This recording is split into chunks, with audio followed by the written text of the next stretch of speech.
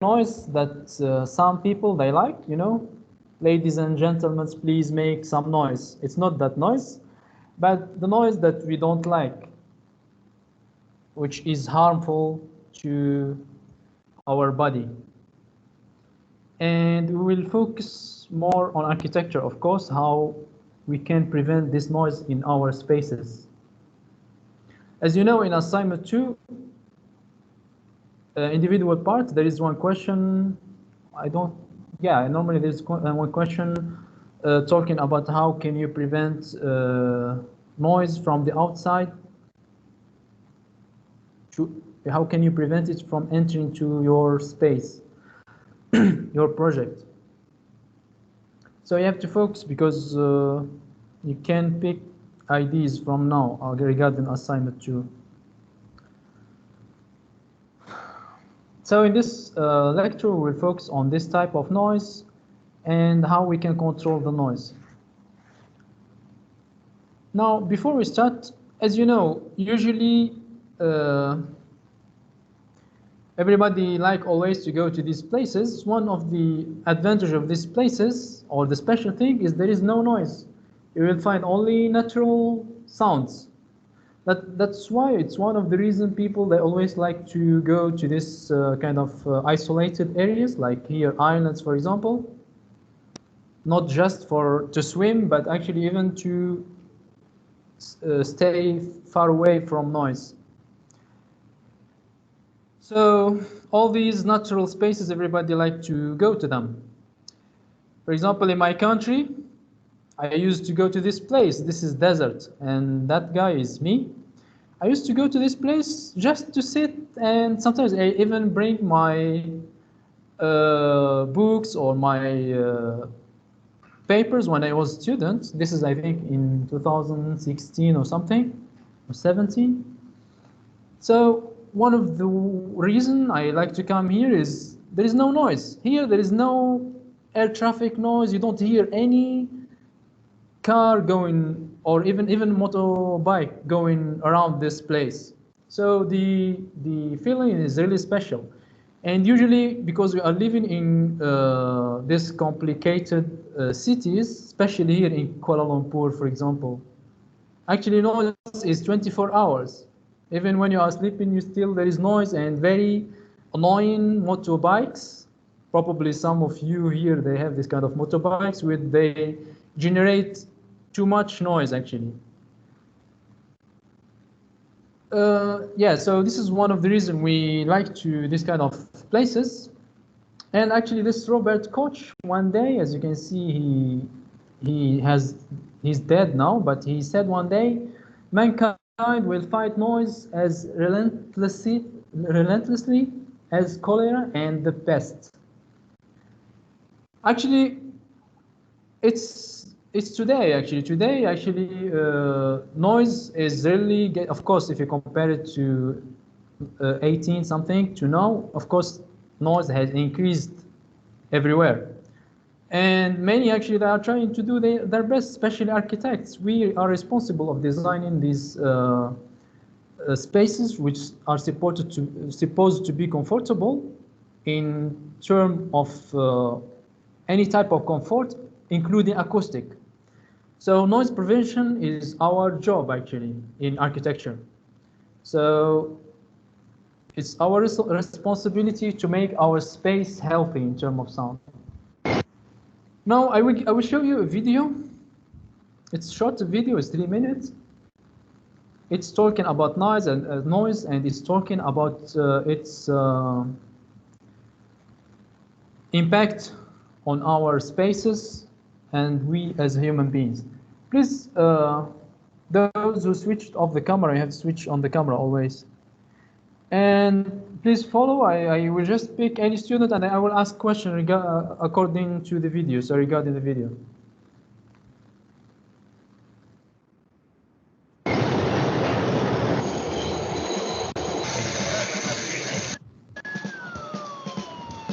This is just some of the noise that I'm exposed to. And that doesn't even include the progressive rock that my neighbors listen to every single morning. All this noise is really annoying, but it's also killing my ears. Hearing loss is the fourth highest cause of disability across the world, and it's expected to get much worse. In the US alone, 1 in 4 adults show signs of noise-induced hearing loss. One of the main reasons behind that is all the noise that's around us every single day. According to the Environmental Protection Agency, the best way to protect your hearing is to limit noise levels to 70 decibels. And experts agree that continued exposure to noise above 85 decibels will eventually harm your hearing. If you're curious about the noise levels around you, decibel readers like this one tell you exactly how much noise you're being exposed to.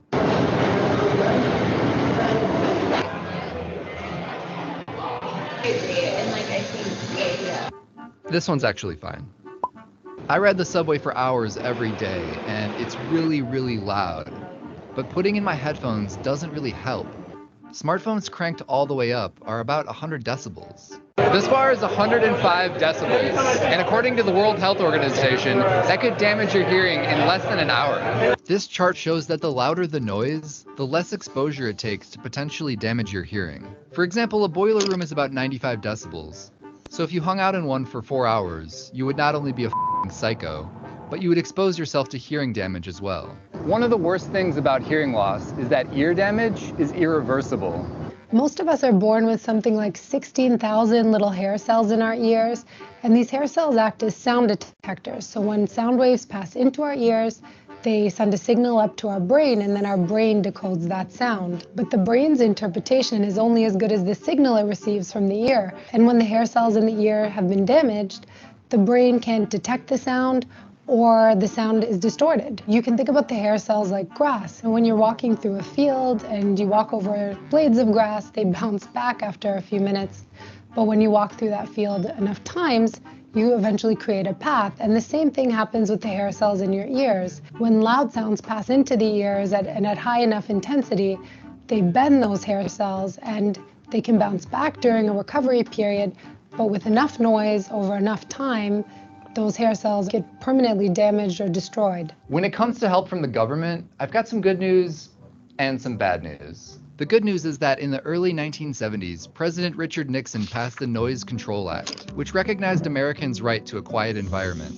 The bad news is that in 1981, President Ronald Reagan came along and essentially shut down the effort and left local governments to fend for themselves. The problem with that is local governments relied on federal funding to tackle noise problems. So yeah, you might be on your own on this one, but there are ways you can prevent noise-induced hearing loss. You can wear noise-canceling headphones or foam earplugs in loud environments like the subway or on airplanes. You can limit the amount of time you're exposed to loud sounds and move further away from the source of the noise. You can go into the settings and set a maximum volume on your phone to prevent playing your music too loud. So yeah, the problem's bad, but you don't have to take it lying down.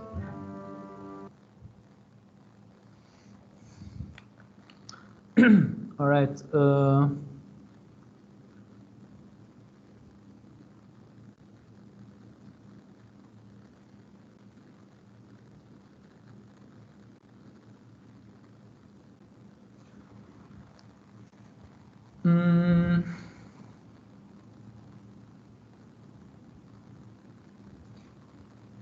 Lin Song En.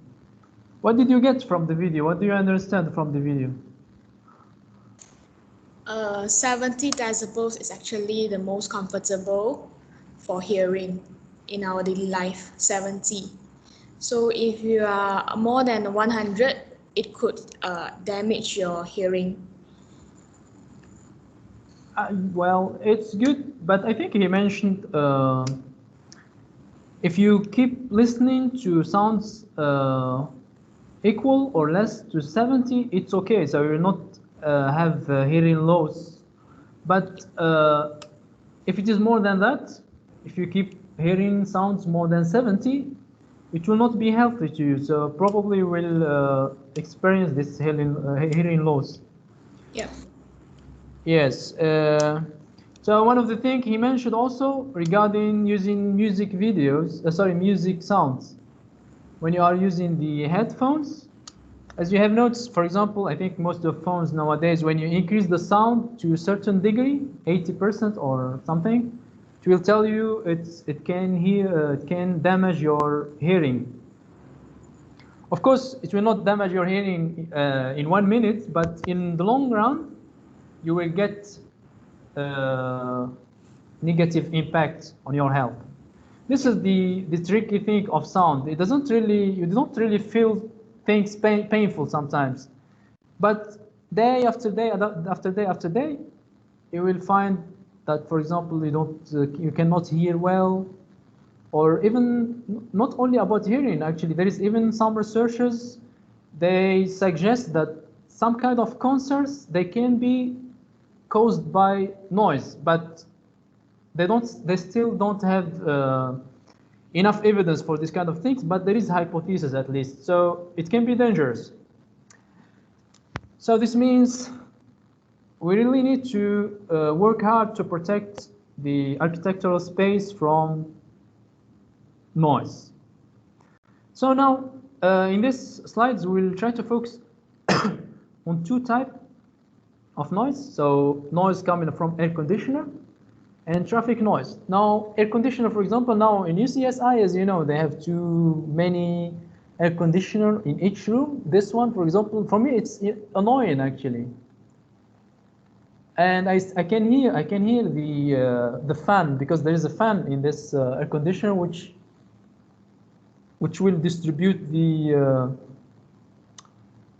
air inside the space, and another one which will absorb the air also. So this one, I can hear it. I'm sure even you experience this always when you are in a lecture room and suddenly, for example, electricity shut down. So you will notice that it has become very quiet, the space, because your body has been adapted to the noise level. So you feel it's okay. It's not that.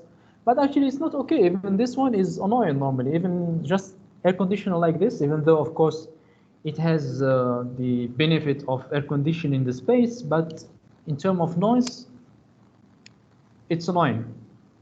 So what do we mean by this noise? So it's any unwanted sound when we are talking in daily life. But when it comes to architecture, so one of the many goals of the designer is to create rooms and buildings that maximize sound performance. You know, things regarding sound level, sound distribution in the space, all these things that we have seen in the previous lectures. And so this means the unwanted sound should be prevented and the desired sound should be enhanced, the quality of sound. Things regarding the echo, for example, we have to remove the echo, etc. So as I mentioned, we will focus in the beginning on this air conditioner.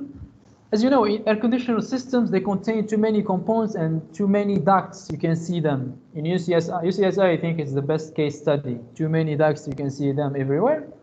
And of course, air conditioned air is going through these pipes. Since there is a movement, so there will be noise generated by this movement, and there is all these fans. So too much noise will be created if we don't consider this. Generally, of course, MEP engineers, so mechanical and electrical engineers. So mechanical engineers, you can say, they focus on reducing noise in air conditioning system. But at least we, as architects, we have to get an idea about these things. Of course, not the details, how to calculate, but at least we get rough idea, like how to design the structure, for example. So it's the same thing. So noise generating air conditioning system components. So as you can see, there is different components. They may create or generate this noise, especially fan, because fan is generally is inside. There is one inside the space, and the ducts also.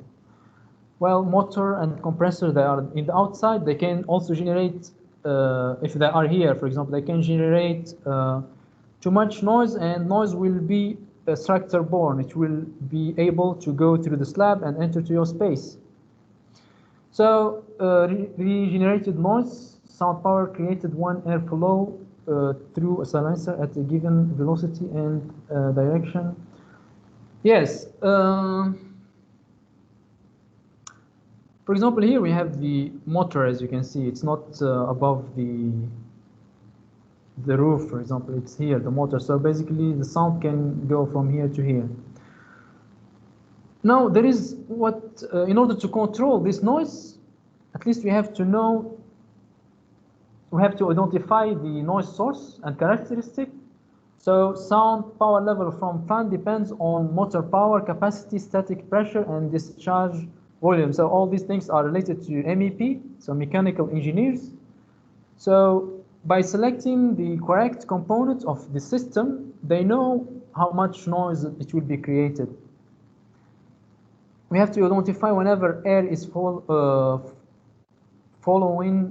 down the duct. Additional noise can be generated at obstruction, sharp bends, sudden enlargement of contraction. So things regarding the size of ducts, they will have an impact on the noise generated within the space, because the ducts, they are inside generally. But the good thing, there is what they call them silencer. So in the air conditioning system, we can apply silencer. So these silencer, they should be located as close to the fan, and they should be encased silencer and ductwork to the plant room. Locate dampers. Here are example of silencers. So these are silencers. So it's like when the air passes from duct through these silencers, the noise will, the sound energy will be reduced. So sound, because sound, it has an energy, and if the energy is too high, the noise will be too high. So the vibration of the ducts will be too high, and after that we will hear too much noise.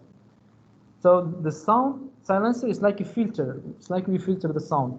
So in general, this internal sound absorber, we use sound absorptive materials, same as we use for walls and ceiling, as we have seen last time. So we can use materials which can absorb sound, isn't it? So here also in this silencer, they contain materials which can absorb sound. For example, like fiber, you can find like fiber inside these silencers, or foam type materials. Now let's jump to traffic noise. Maybe traffic noise is much clearer compared to air-conditioned noise, because always we can see too much traffic and we can hear too much noise, so we can see it clearly. But the air conditioner, sometimes we cannot even feel the noise of air conditioners. So when we say traffic noise, so it's caused by road traffics. It's one of the characteristics of this kind of noise. It can change of level during the day. So it depends on the day, depends on the day of the week. So it depends on the time. Also, if it is at night, sometimes traffic is less compared to the morning. Everybody is going to work. That's why there is an index of measurement. They call it this one. They call it LA10, 18 hours. This one, it has been developed by the UK. So this traffic noise index LA10, 18 hours, is based on LA10 scale. So what is LA10 scale? So this scale measures the sound level just exceeded for 10% of the measurement period calculated by statistical analysis. So it's like there is kind of statistics that they apply to the roads using this LA10 scale in order to measure the level of sound during 18 hours. Well, why 18 hours? Because like they are assuming the day is 24 hours, so about 6 or 7 hours at night, so traffic is very less, so they focus only on 18 hours. So so this traffic noise index LA10 means it's an average of 18 hours, L10 values taken between 6 and 24 hours on a normal weekday.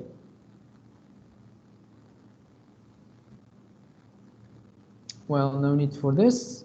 And here is an example. For example, typical measurement is taken at 10 from the edge of motorway. So the LA 10 for 18 hours is equal to about 74 to 78 decibels. So this one is generated from traffic road. In assignment 2, that you have a traffic road also. So because they are applying, or they have developed this method, they call it LA10 18 hours, because it's not fair to take, for example, the level, the sound level measurement tool, and you go beside the road and you measure how much is the level of sound, because it can change from time to time. That's why they are applying statistical analysis to get kind of the average. So here we are saying the LA10 18 hours according to the standards of the UK. So of course a motorway. This one is a motorway. So it's about 74 to 78 decibels. So this is like the typical type of road. So when it is improved road, it will give a reading about 68 decibels. So these things, you have to remember them. You will need to calculate anything here. You just need to remember them. Of course, that one is applied to, generally is applied to roads. But of course, noise also can be generated even from airplanes, especially if your house is very close to an airplane, an airport. So every time an airplane comes, you know, the jet engine of the airplane can produce really very high, I think more than 100 decibels, which can make you lose your hearing if you are very close to the airplane. That's why in war, especially, always those they guide the airplane. Always they have kind of sound proofs here, like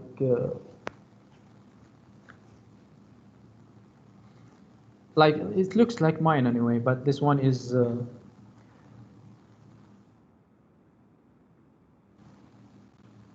not the one. So also here in when there is, for example, a stadium in one level, for example, in level 3 or 4, I think it's level 4 or 3.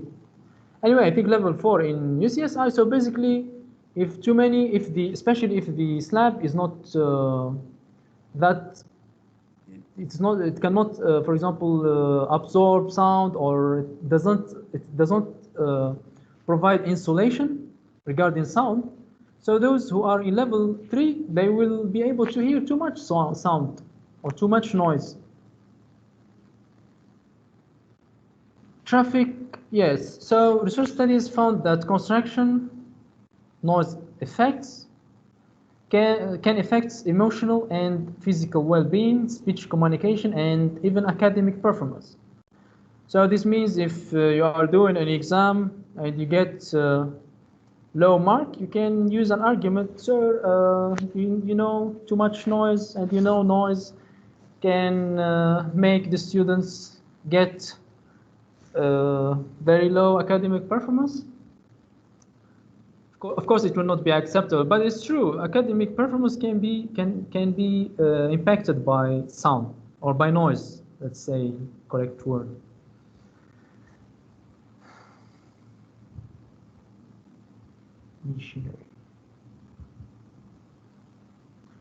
So as you can see, if you remember last time we talked about the way how can sound propagate or be transmitted from space to space. So basically it can be transmitted through air, so we call it airborne, and it can be transmitted through structure, so structure-borne. So remember, so what do you mean by structure-borne?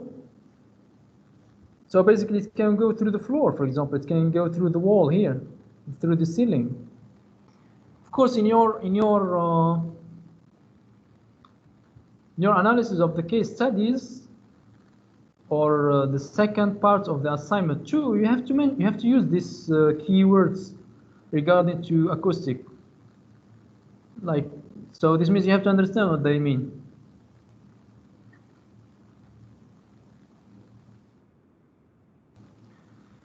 So one of the very known ways to prevent noise, because generally the walls that are very thick, this means sound will take too much time to go through the material of the walls. Of course, it depends on how many layers of materials, etc. But we know always when there is a window is very thin, so the glazing cannot prevent too much noise, so it can quickly go from the outside to the inside. That's why I think you always feel when you close the window, well, there will be reduction of noise, and when you open it, the noise will increase. It's very clear. You can even experiment it. But normal windows with only one glazing, they are not efficient enough actually. By just doubling the glazing, there will be a huge difference actually compared to one glazing.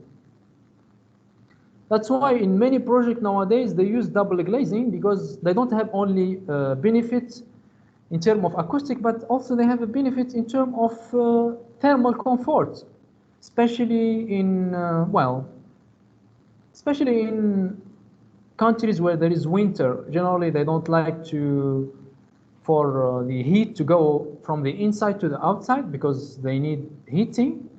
That's why you will find the glazing is doubled, and sometimes they even add special gas to increase the thermal insulation to the outside.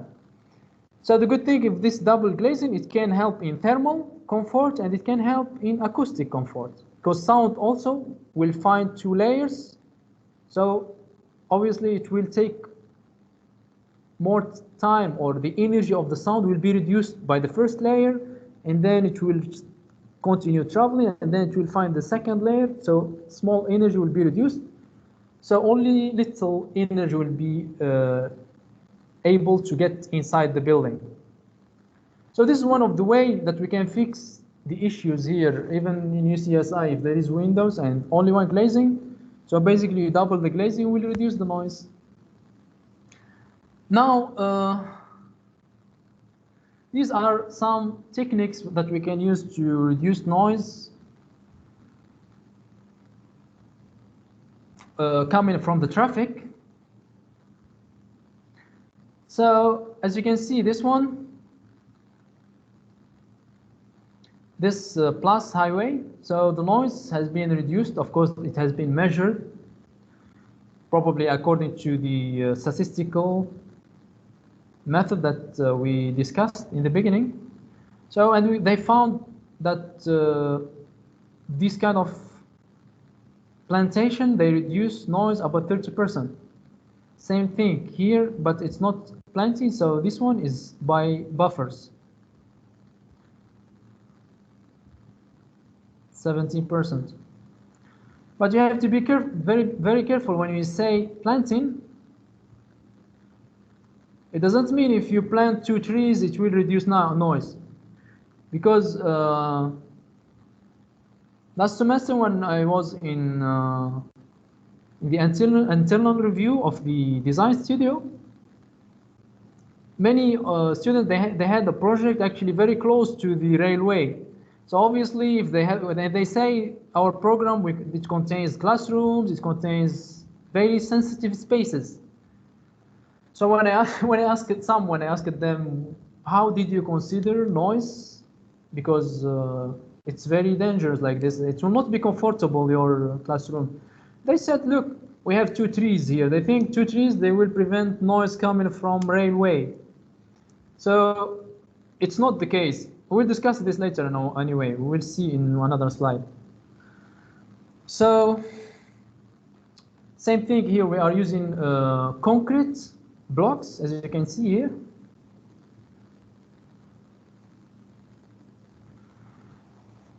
Same thing here, 90% reduced by absorbing panels, these panels. So they are already fabricated panels and they installed for this purpose.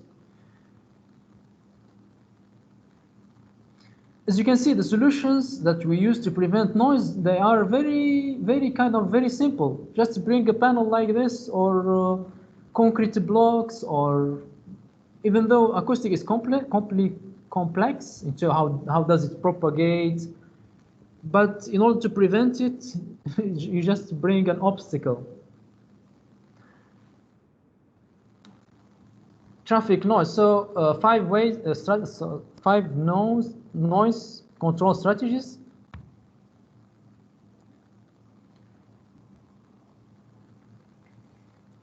So when we have a source of noise, for example, a railway or a highway, so in order we can control the source of noise, so we can improve the road surface. For example, in assignment 2, the second part, there is a noise source, which is the road, isn't it? It's normally that one, it will create too much noise, and it's double floor.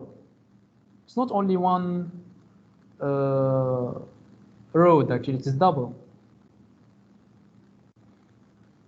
So instead of focusing too much, I mean, it's like there is 2 ways to prevent noise. You can focus on your concert hall about the envelope, materials, etc.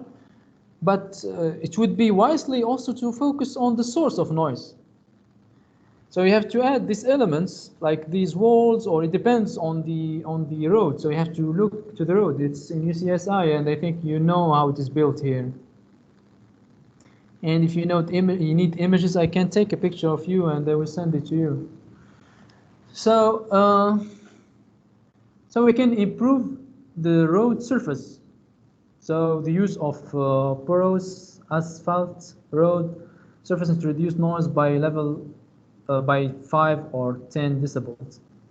Traffic management. So we can make regulation regarding speed, volume, flow, and routes. And we can even create like quiet zones, so they should not horn in those areas. For example, when it is a residential area, especially. Even though I can see Malaysia here, they don't care too much about noise, because especially those motorbikes, they create too much noise, which is really crazy actually. I wonder those who drive the motorbike, how can they resist that noise? So planning, of course, they will have diseases maybe. So planning, because they are already doing many diseases to other people. Planning systems to minimize effects of traffic noise, approval of noise individual cars and lorries. So if Malaysia, they bring or they issue very strict regulation regarding the type of engines used in this motorbikes, and they need to install silencer for their motorbikes. It's one of the solutions actually.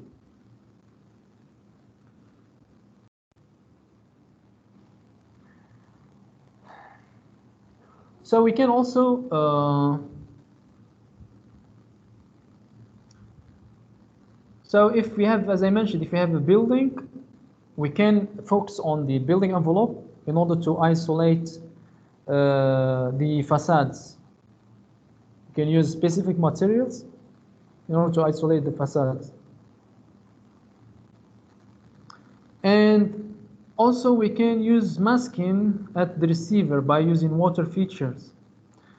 Or I think I deleted this word accidentally. But anyway, for example, even though this solution is not that efficient, this one. So using this solution, we are saying, for example, there is too much noise, and you have a hotel, for example, you can create like a fountain which will create too much sound of water, like to mask the other sound, but it's not that efficient. Maybe you are enhancing, but it's not that efficient. This one is more efficient. So also we can use this cutting, so acts as a barrier between source and receiver, resulting in the source of noise is below the adjacent ground level, internal and buffer zones, including non-residential property.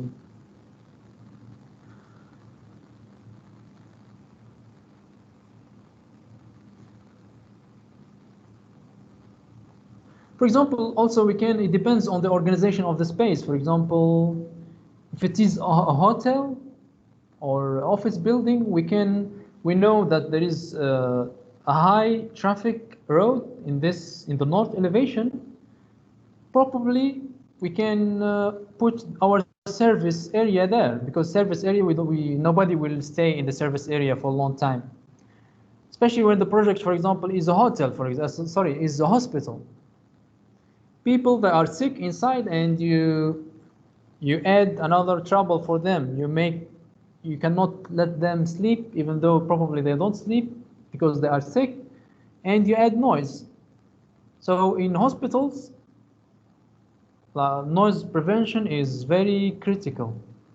Of course, in countries where they believe that noise is dangerous, because some countries they don't really care.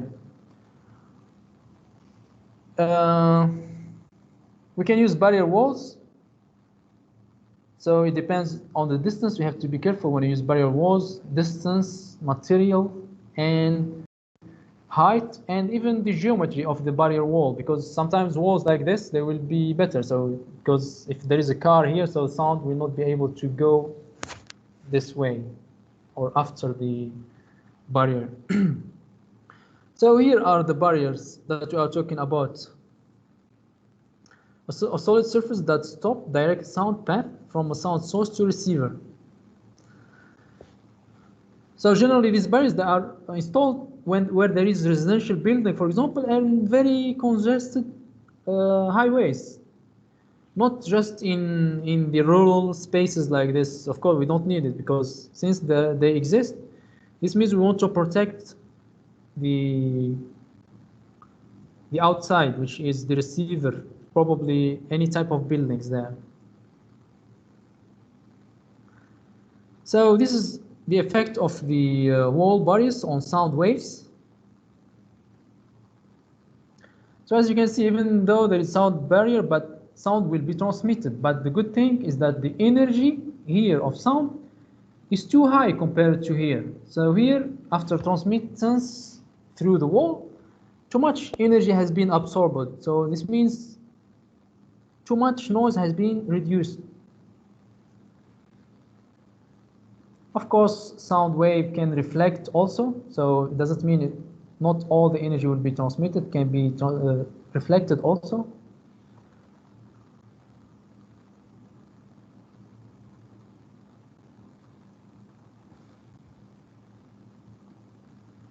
So here are design guidelines regarding sound barriers or wall barriers.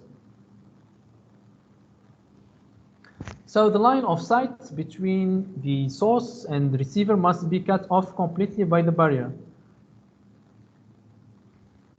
So it's like a simple rule. So the receiver should not be able to see the source of noise, because if you can see it directly, this means another vector of sound can be following the same vector of view, which means noise will be able to reach you. So if you cannot see it as a simple rule, this means there is a high chance that sound will not come to you directly unless it's reflected.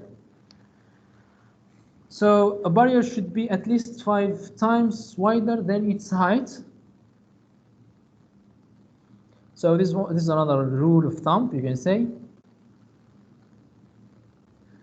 And the barrier should be built as close as possible to either the source or the receiver. I think this is clear. So the barrier, as you can see here, a source, and the receiver is here. So for example, if I take the barrier and I put it here, probably it will be better, because like this, because of this building, as you can see, sound, it can reflect and it can go to the receiver, same thing. because of these trees, it can reflect. Of course, with less energy, but it still can reflect. Any questions so far? Any questions? Wong Wei Kit? No questions? No. Did you eat your lunch? Yeah. Okay, good. What about Xiao Yong Shen? Any questions? No. Okay, no. Okay. All right, let's continue then.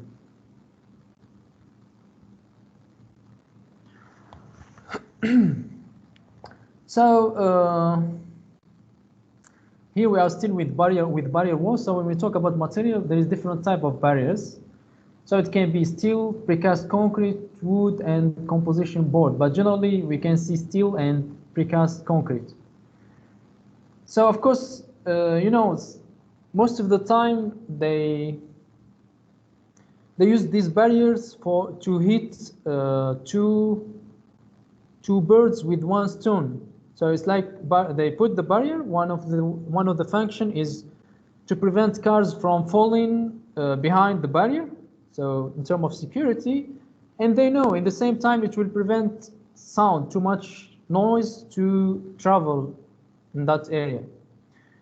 So of course, concrete generally it will be more efficient in terms of in case of accident. So the car will not fall the other. And of course, concrete is too heavy compared to steel. I'm not really sure which one is more expensive, but of course it depends on the cost also. Decision will be made. But generally wood and composition board, generally they are not applied too much, maybe only in very sensitive areas where they are looking for aesthetics or. So steel suitable for mechanical equipment noise barriers, easy to cut, holes and opening for pipes and duct penetrations. I think it's clear.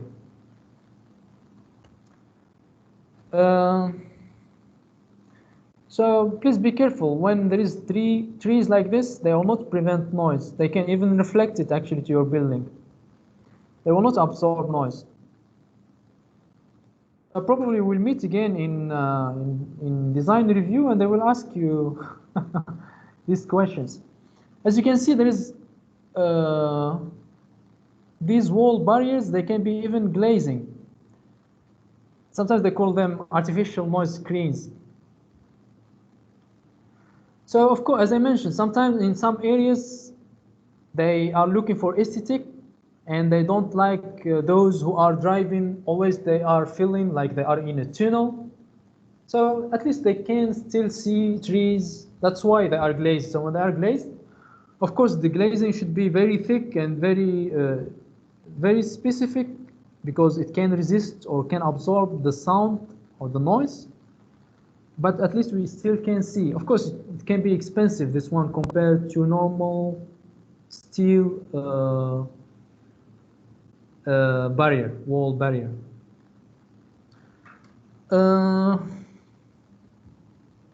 As you can see here, they are not just wall like this. They are doing like this. It's like there is an angle here. They are doing like this. What happened?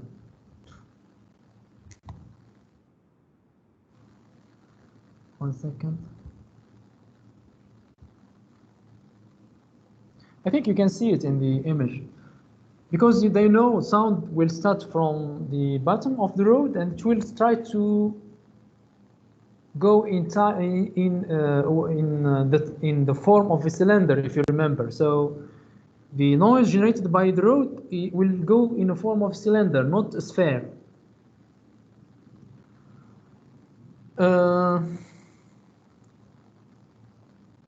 Sometimes noise barriers are integrated with the building design. More sensitive building, like residential blocks, may be built above the podium. or a shopping mall that inhibit the transmission of noise to the apartments. I think you can see many examples of this kind of, there is always a podium and where there is malls, and then you will find the towers of the residential building.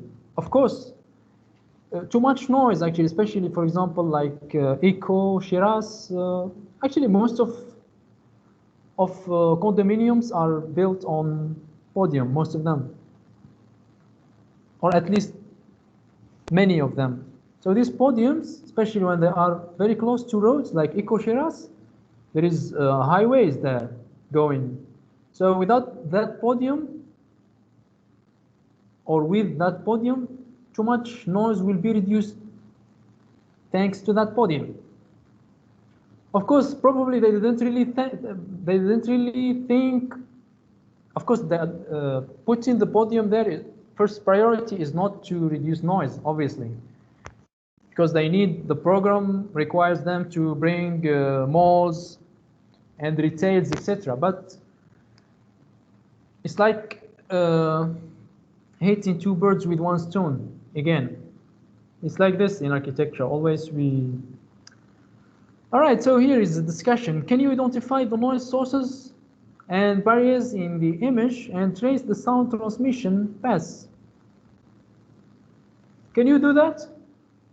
So as you can see, even in Malaysia, if you notice, when you are driving, you will see too many wall barriers.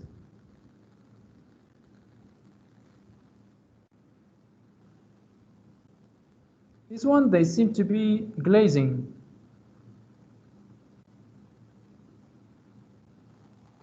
As you can see, these are here because of these residential buildings. Actually, if you remove these, it will be terrible for these guys here.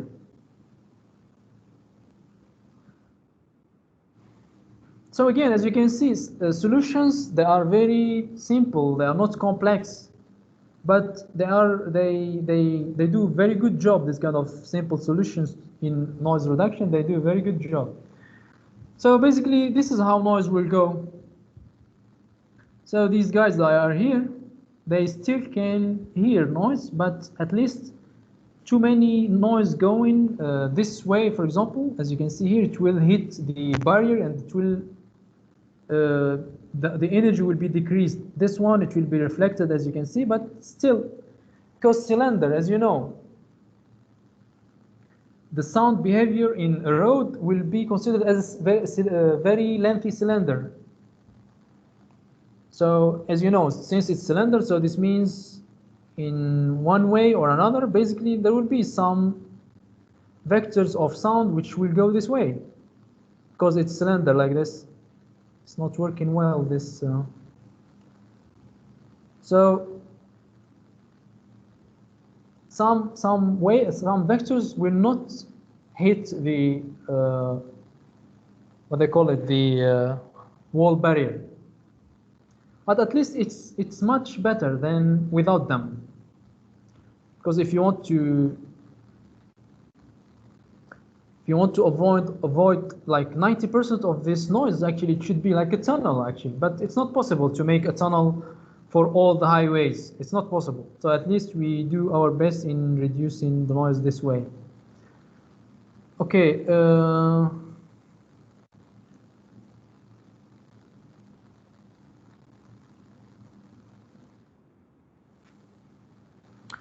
Look here.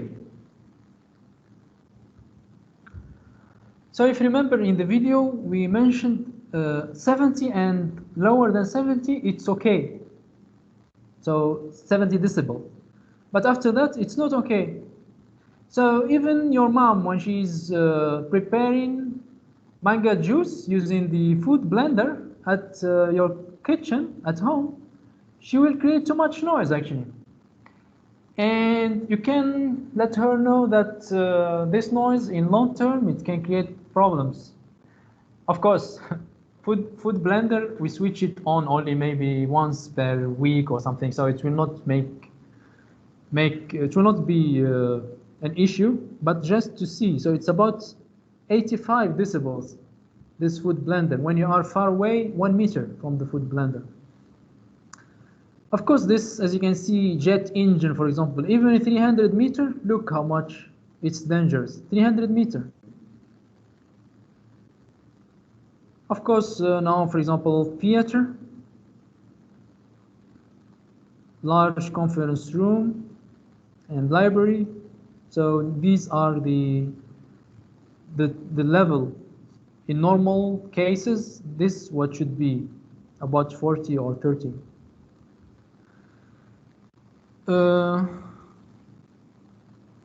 So in a theater, it's like in nighttime, actually, urban nighttime in a theater.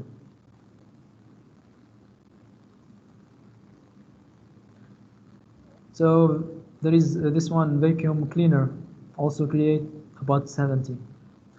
Normal speech, about 65. Yes, now we talked last time about this kind of a rule of thumb, like the sound level reduction when we double the distance.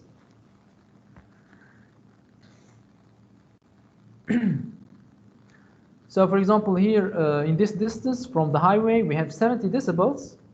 So when we double the distance, so 1, 2, as you can see, a reduction of about 3 decibels, because the sound source is is linear.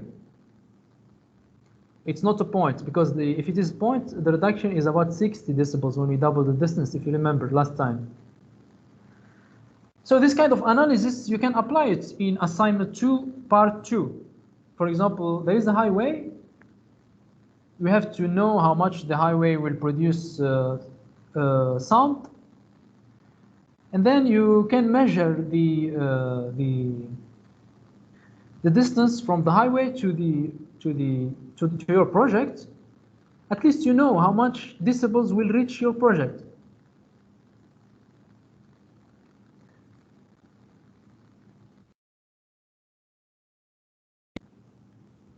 After that, you can even apply the equation regarding the absorption, how much, the transmittance of sound.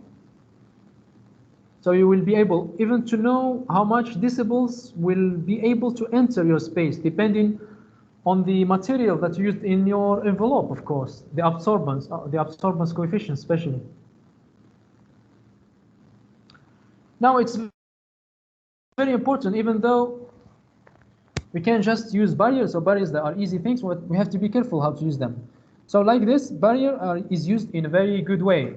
So as you can see, the house is protected basically from noise. So only weak noise is able to reach. So the noise which has been transmitted here.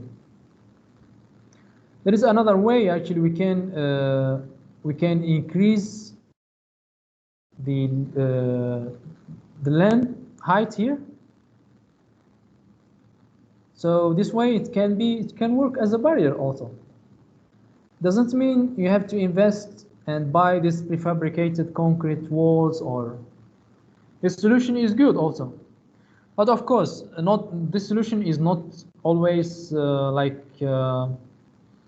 applicable.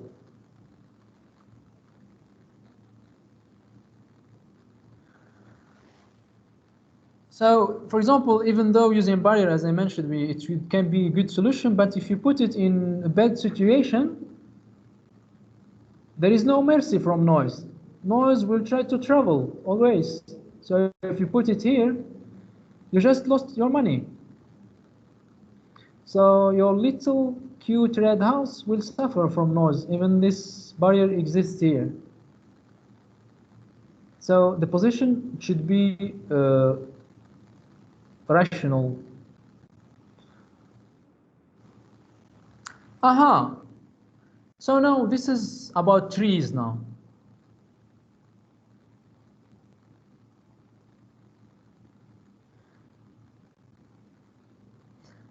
Actually, in this scenario, can trees block noise, traffic noise or not? In this scenario, these 4 trees, they are not doing anything. Either you remove them or you keep them here, noise will be the same. So this is bad news. Actually, you need a jungle. You need a very big. You need several meters of trees in order to prevent sound or to reduce sound. Otherwise, if you are proposing to put trees, it's not a good solution. So the answer of this question is very big no. Can trees block traffic noise? It's no. But in order for trees to effectively reduce traffic noise, they would have to be planted closely together, first of all. No, like this, too much distances. So social distancing should be applied on these trees. It should not be that way. It should be very compact. To block any visual path between the highway. So the visual path, as I mentioned. So if you can see the highway, this means sound vector or sound wave can see you also, and it will come to your ear. So to block any visual between the highway and residence or other building and the group of. 1 second, please.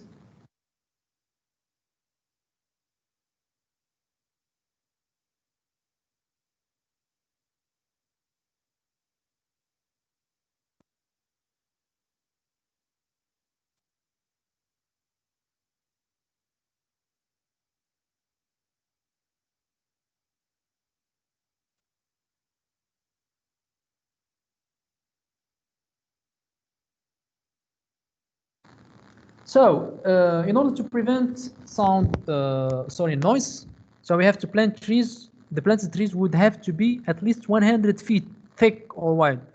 So 100 feet, you know, it's about 30 meter thick. Imagine 30 meter. It's not a small portion. It's too much. So this means even though there is trees in assignment 2, in UCSI, there is trees close to that residential building where I asked you to propose your concert hall. So if you tell me that those trees, they will reduce sound, of course, probably they will reduce, but very, very little, which you cannot even feel if you remove them. Because they are not 30 meter thick. So and actually you have to note that in assignment 2, the highway is not on the ground, is about, I think, more than 10 meter actually above the ground, which means the sound, it's like the source of sound is above the receiver level. They are not in the same level. In the same level, and it's challenging. What do you think when there is the sound or the source of noise is in another level? So planted trees would be, okay, this we talked about, and the tree's height would have to extend at least 16 feet. So 16 feet, it means about 5 meter above the line of sight.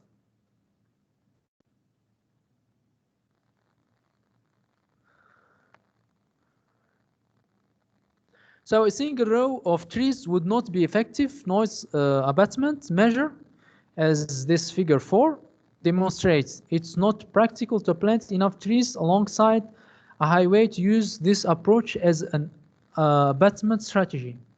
So please remember this, because I've noticed many students, especially last semester, when I ask them how did you prevent noise, they show me, look, sir, there is 2 trees here, and it's not the correct answer.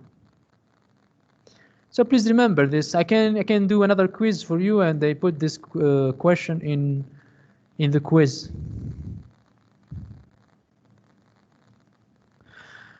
Yes, last time we met, I have shown you this case study, another way of preventing noise. Like this project, actually below this project there is MRT, and this project normally it contains a theater. A theater, you know, it's very critical. It is very critical in terms of sound and noise. So sound quality should be very okay, and noise should be prevented. So if there is an MRT, this means anytime the MRT pass below the building, you will hear too much noise. how this noise will be transferred from the MRT to the building through a structure borne, as we mentioned. So through the ground, etc., etc. That's why the solution that the architect proposed and the engineers, of course, not only the architect, so to use these things, noise isolating springs. So if you go below the building, you will see this. So the structure is on these noise isolating devices, springs.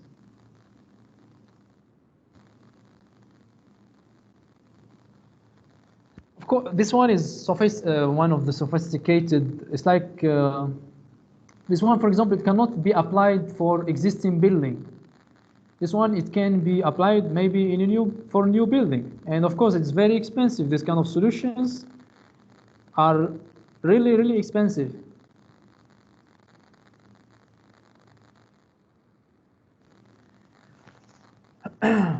Here is the last slide. So here, the following figure provides a summary of the physical techniques which can be used by designers, builders, and developers to reduce highway noise impacts. Some conclusions follow which may be useful in getting them implemented. So here we are introducing costs also and some comments to differentiate between these design options regarding preventing noise. For example, barriers, as you can see, the cost is moderate high compared to this one, acoustical architectural design. This one, yes, this one is low. Here we mean, for example, we use absorbent materials, for example, or for example, we use balconies. Sometimes in balconies can be good barriers actually to prevent noise. But anyway, noise still will be able to reflect through the balcony and it can enter to another area. But anyway, if it is put in good way, it can prevent noise, especially when it is in front or when it is made using concrete and in front of the glazing of your building. Planting, as you can see, it's poor. So planting is not solution priority one. For example, if you are designing a hospital, planting, it would not be a good solution.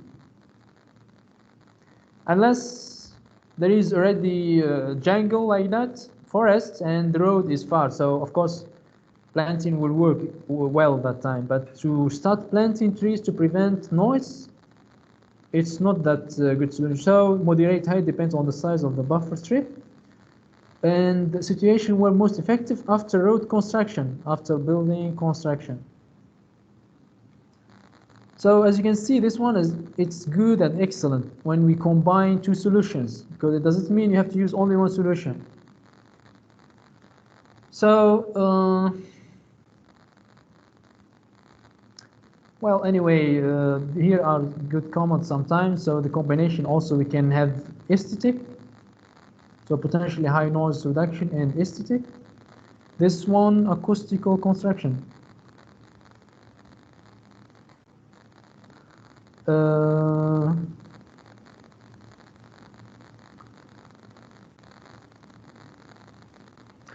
All right, this is what I have regarding the lecture of today. So basically, this is the last lecture for this semester. Do you have any questions regarding what we just presented? Of course, it's in CN anyway.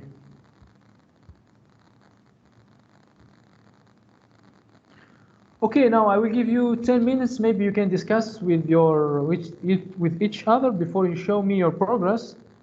I will give you 10 minutes or 15 minutes. Just 10 minutes, I think it's enough. So you can discuss. And after that, you just show me what you did. And if you have a specific question, you show me, and so I can give you some feedback. That's it. Either individual work or group work. Because the submission is not next week, but the other week. So basically 2 weeks you still have.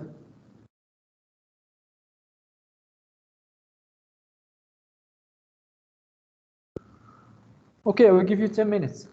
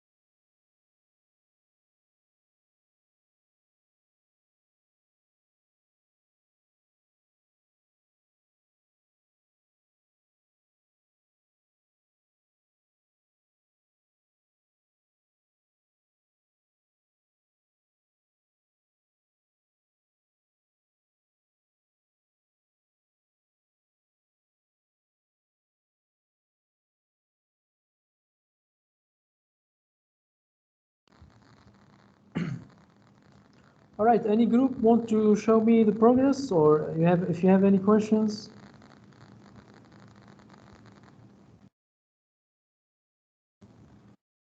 Or everything is clear?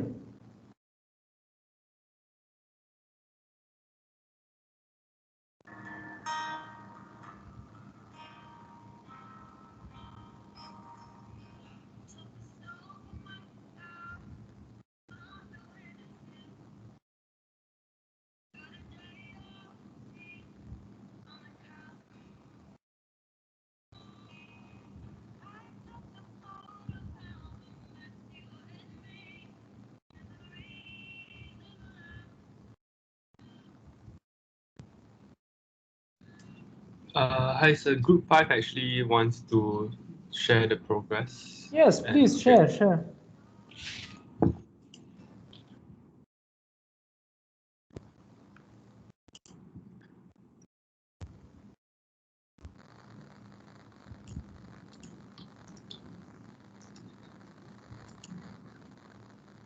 Can you see the screen? Yes, I can see the screen. Okay. So like the case studies that we chose was the William M. Lohman Concert Hall. Could you zoom a little bit? Okay, like this is good. Yeah, the one that we chose was this one. The first one is William M. Lohman Concert Hall, and it's basically they use this wooden ribs to create like reflectors and to scatter around the acoustics for the performers. And Okay. Did you have to illustrate these things? You should not just keep. You should not mention this in the paragraph. You have to use arrows to show, for example, from the symphony how the sound. Yeah, it's not only about writing. You have to illustrate. Okay, we'll add that on later after tutorials. Okay. Okay. The second one is. But of course, not only you should not talk about those elements. If you try to do your best to find even more details regarding the materials that they have used. Yeah, it's here, the second page. Yeah, so okay, I can see too much writing compared to the illustration, because when I see your work, I see page 1, I see too many illustrations that will give me enough information without even start reading this too much things. Okay. Yeah, so because now okay, continue. Okay. And this is more like we explain a bit more on how they, like the seating arrangements, the acoustic elements, and the interior spaces. This one is in which country? This is in US. It's a campus building. Okay. And the second one is actually the Walt Disney Concert Hall, also in US, by Frank Gehry. Okay, but did you talk about, for example, the form of this building, the interior form? I think we'll have to, because right now we haven't really get into a lot. So after this tutorial, we're gonna like explain a bit more on how it affects the acoustic inside. Yeah, because that's the important thing. I need to see kind of analysis you are doing it, not just texts like this, because these texts I'm sure I will be able to find them in the internet. But the analysis based on the lecture notes and those materials that are used, arrows, how sound will work, where are the elements that will absorb sound, where there are the elements that will diffuse sound, why the element that will diffuse sound, they are here, not here. Of course, through your reading you will understand more, because each case studies has its own specific. So the form also, for example, the form, you can see it in the section. It's very clear how it is the form. Why it's not, for example, rectangle. There is a reason why it's not just a rectangle. I can see it on the left, the form of the space. You can see it, right? Yeah. So that one, you should not just show it. You have to show this is the form, this is why the form is like this. You can even add like a human being to show that this one is like the speaker. So you need to illustrate. Okay. Because when you are doing the illustration, you yourself you will understand more. But if you just bring images and floor plans and you put and the text is like this, you will not really understand the way you do illustration. If you do illustration.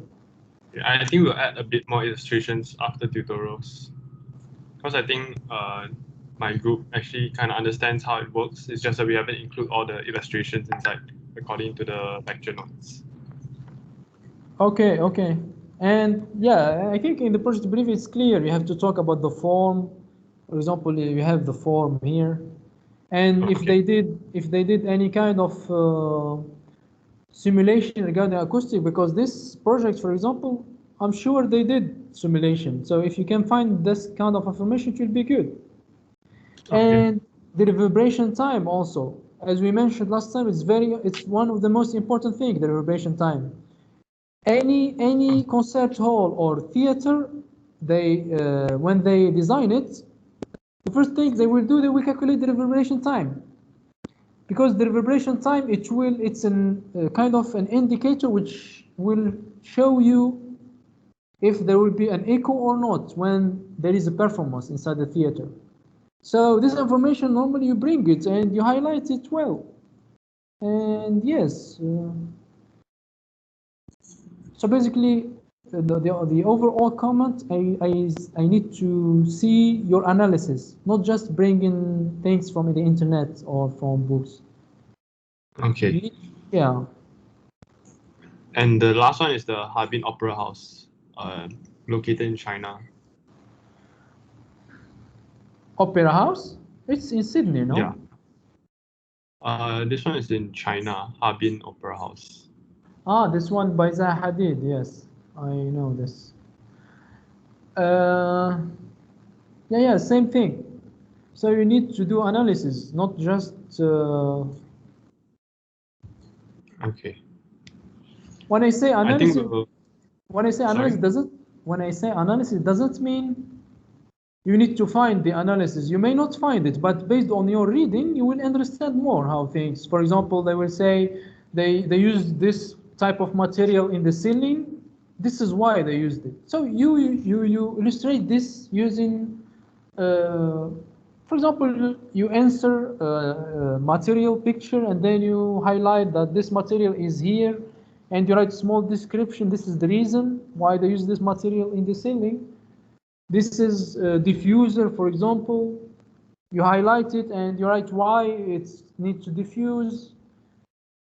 So you should not keep floating on the surface, because now you are floating on the surface. You have to go deep. All right. That's all from my group. Thank you. Okay, welcome. But please try to do the analysis. And I prefer to get a report with 15 pages with good illustration, and I see that you understand this is diffuser, this is a reflector, this is why they calculated the reverberation time. 20 pages, more than 60 pages, just copy and paste from the internet. Quantity is not that important if you don't do the analysis. All right, noted, sir. Thank you. Welcome. Who is next?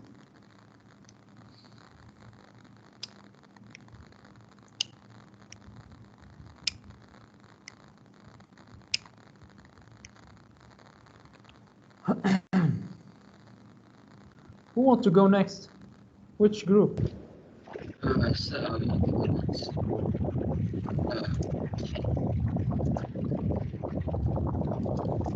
is talking? Fabian?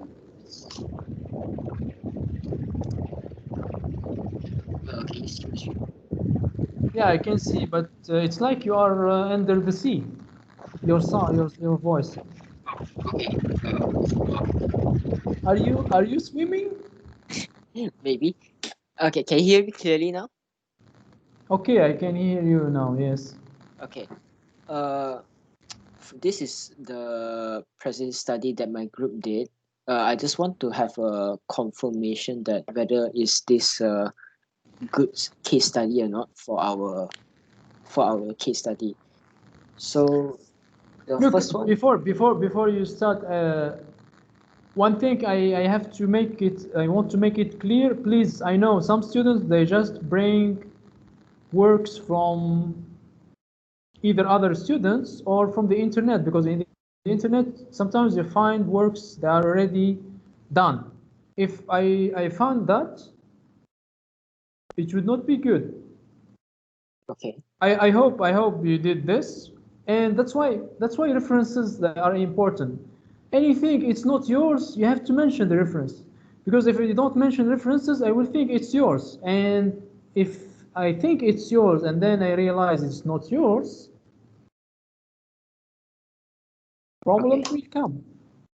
So you have to be honest in doing your research and analysis. If your diagram, if the analysis is not yours, show under the diagram, this has been done by this guy, or anyway, continue, we'll see. Okay. I just wanted to show like our group progress for now. And the first case study is the experimental theater in UM. So in University Malaya or where? Yeah, it's in University of Malaya.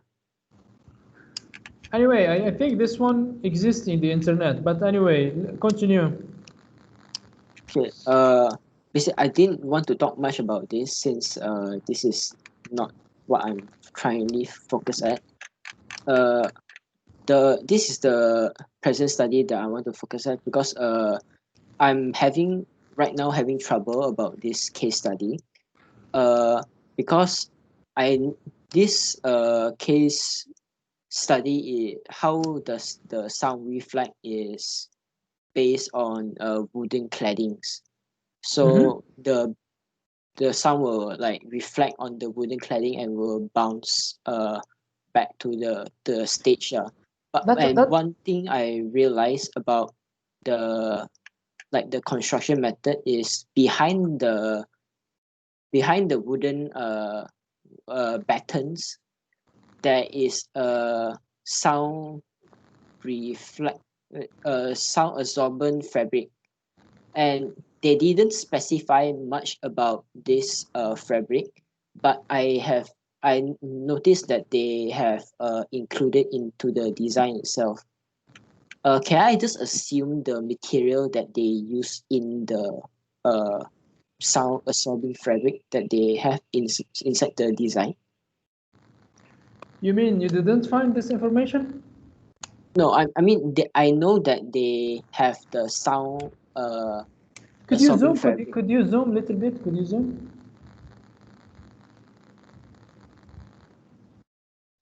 It has the mezzanine, right? Yeah, it has the mezzanine.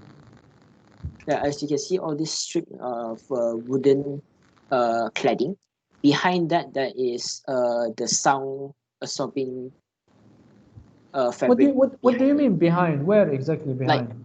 Like right behind it. Like you cannot see it physically because of the wooden batten cladding. So wait, let me show you another picture.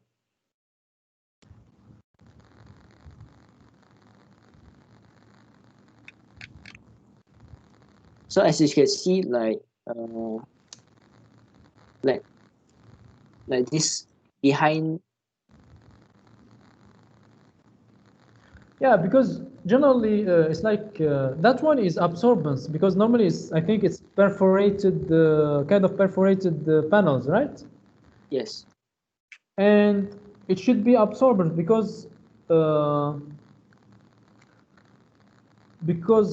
direct sound, too much direct sound will hit those panels. So if they are not absorbent, this means too much sound will be reflected and there will be echo. And if you remember last class, I have shown you a video. He mentioned that one of the ways or the rule of thumb in designing this kind of theaters or concert halls, the back should be absorbent, the very back, which is the very far from the speaker.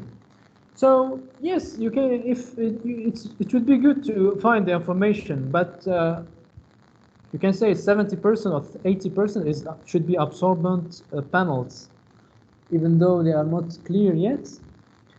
Look, it would be good to find the information. If you don't find the information, you can use even I think it's absorbent. And you mentioned we didn't find the information, but normally it's absorbent. You can discuss this way, no problem. Okay. But priority one is to find the information, or at least an image of that panel. It's like a kind of an evidence, because I think if you search image, and this Coca-Cola, you said Coca-Cola theater or what? Yes, it's a Coca-Cola theater. Yes, so if you search about it and image, I'm sure you will find too many inside. So you mean something like this, right? The picture. This one is using fabric, but I think the other one is not fabric. This one is a fabric, right? Yeah, this is fabric. Yeah, that one I think is perforated wood panels, because perforated wood panels, they work the same or maybe more efficient than fabric. Or it's not like the one on the right. Can you zoom on the one on the right? Which? No, it's just kind of a texture, this one. Anyway, it's up to you to find the information. And the most important thing when I go through your report, I understand that you understand. That's the most important thing. Okay.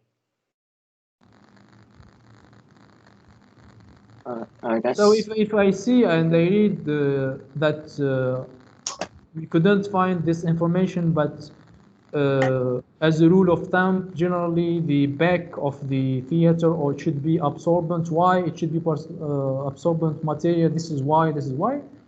It's good enough compared to someone who didn't find the information and just forget about it, and that's it. Better than nothing. But okay. Please make sure the first case study is not copy and paste, because copy and paste is zero. The first one. Okay, I will keep in mind. Okay.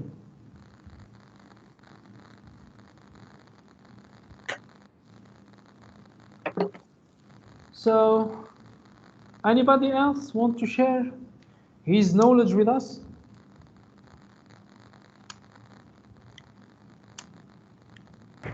Hi, sir. I'm gonna share our case study. Yes.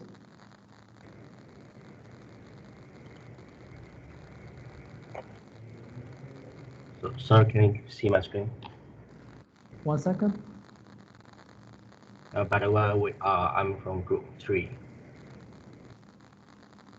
Yeah, I can see, yes. Could you zoom a little bit? You see now? Yeah, I see. So basically, this auditorium in Petaling Jaya Civic Center in Kuala Lumpur. And this is what we did, like a site plan, and then some interior picture here. And also the floor plan annexation here. And then we also did some analysis, like seating layout in arrangement. And then we also did some noise source location, like where the noise coming from. What do you mean by noise there? Yeah, the noise there. The noise from the outside? It can be outside or inside. Like this is actually the toilet beside the auditorium, and also the audience area. Like sometimes people were chatting, which will disturb the performance. Well, generally we don't consider interior discussions. Well, especially when it is auditorium. It doesn't mean of course, it's type of noise, but it's not critical. Like, for example, the outside noise, like highways and. Yeah. So like today, we focused more on noise related to air conditioner, for example, and highways. But the people when they are speaking or they are chatting, it's not. I mean, it will not have an impact on your design. How to design to prevent people from maybe in some critical spaces like office building, when it is open plan. You will consider open plan or closed because there will be the discussion will create problem between the groups. They are in the same level, but here I don't really see it as a big issue. But anyway, it doesn't mean you have to remove this. Just maybe you have to. So just keep it here. Yeah, maybe you try to manage to improve because I don't want you to start removing your hard work. Oh, okay. And then also we did some analysis of the material for sound reflection and also the absorption.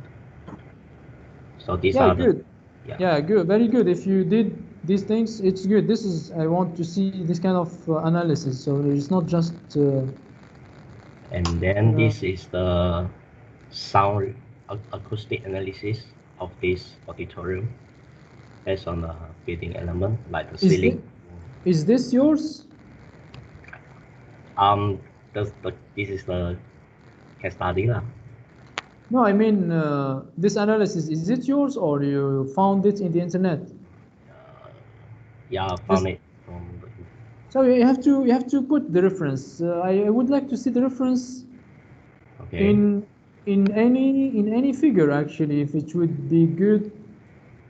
Because like this, I don't know which one you did, which one you didn't. Okay. I know some figures, normally the first figures, they are yours. But here, I don't know, and normally they are not yours, so after that, it will not be easy for me to know this is your work or just, it doesn't mean it's not allowed to bring figures from the internet. It's okay. But at least make it clear it's not yours. Copyright. Okay, got it. And you try to arrange your slide, the content of the, because I see some figures are left, some in the right. It's like it's not really, it has no logic. You try to arrange the content of each page. Okay. So basically, this is the case study, our case study. Same thing for the last figures. They are not they are not yours, right? Yeah. Yeah, it's good to mention it's from this or from this book or this website or.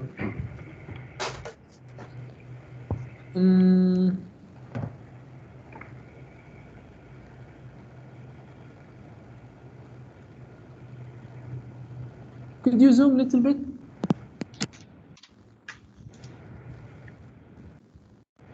Which part? What are they saying? General principle and application. Do you know what they are saying about these two figures? Basically, it's the analysis of how they design the auditorium in order to bring the better performance to the audience, like the sound reflection. So what is the function now of the red elements in the ceiling? Which one? In the ceiling, the red lines like this. It's actually the convex surface which can reflect the sound. Could you zoom?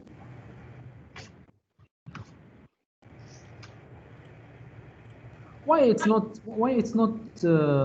flat? Why it's concave like that?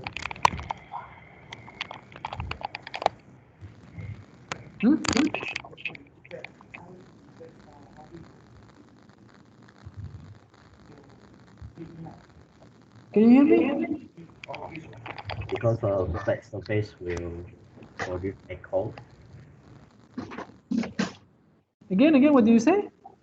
Because the flat surface of the ceiling will actually produce echoes. Where did you learn this? Huh?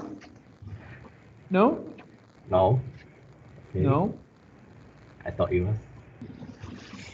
I've never mentioned the flat surface will produce echo. Look on the right of the same drawing. On the right of the same drawing, there is a flat ceiling, flat surface ceiling. It's not concave or convex. Actually, it's mentioned here. Yeah, this one.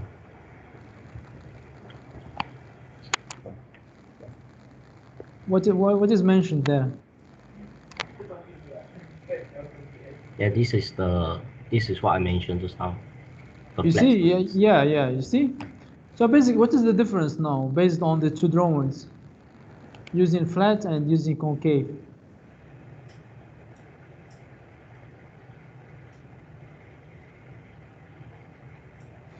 I can tell you the difference. As you can see in the figure on the left and the figure on the right, yeah. If you compare them, look, in order for one wave of sound to reach the end of the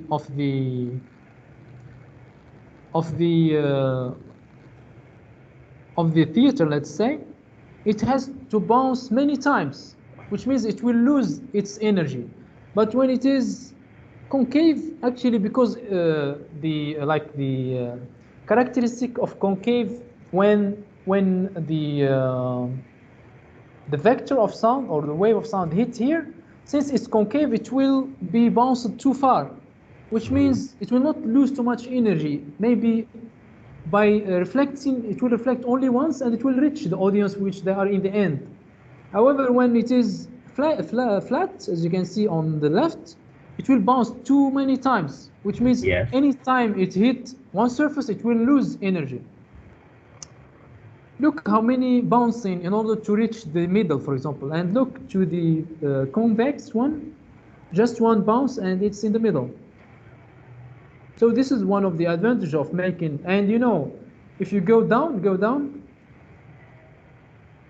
because you know there is too many, because the speaker is not talking to himself, he has to make sure that sound will reach everybody. Even though nowadays we have the microphone, etc., but at least always sound, they will keep reflecting even with a microphone. Of course, it will reflect, but the source will be the speakers instead of him, the device. Yeah, so this is one of the reasons. So I would like to see this kind of reason why it's this. You can, for example, highlight why is this? Why, for example, the seating that are not flat on flat like horizontal? Why they are going up like this? I have to see these questions. Why not just bring in what you found in the internet and put them here? Okay. For example, why the ceiling is flat in the close on the left where there is the speaker, and why it's convex where there is audience?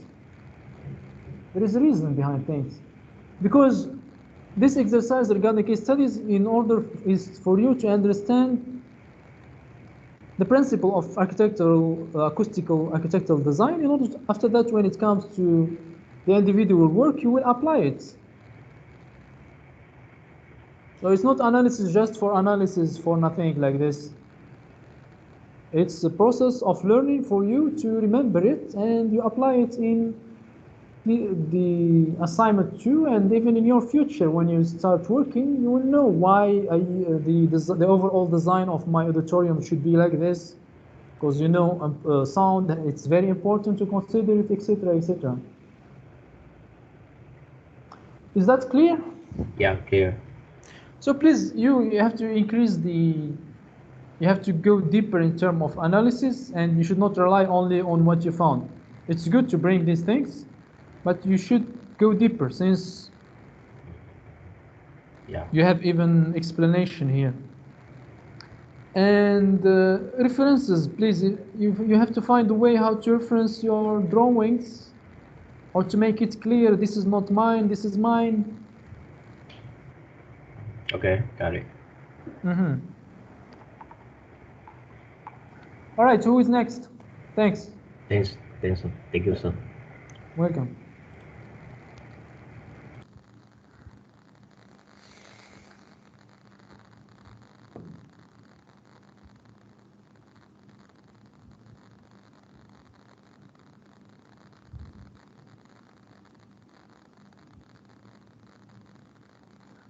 Any other groups?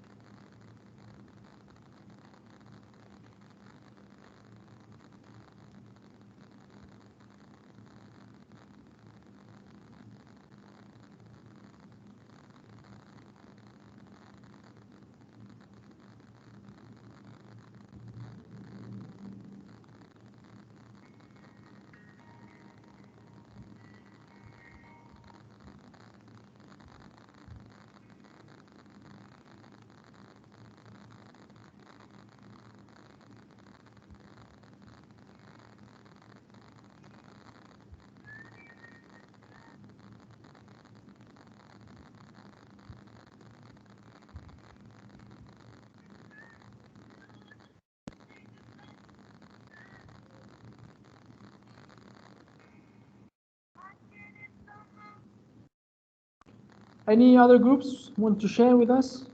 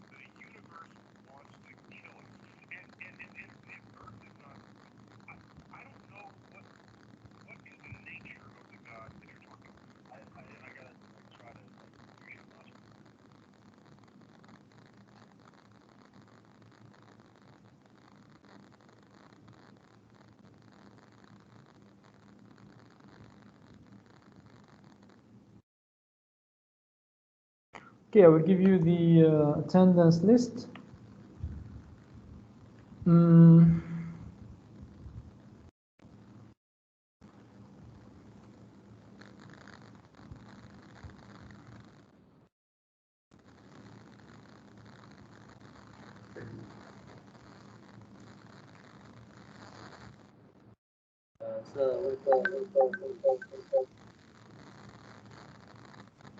Sorry? Someone said something, right?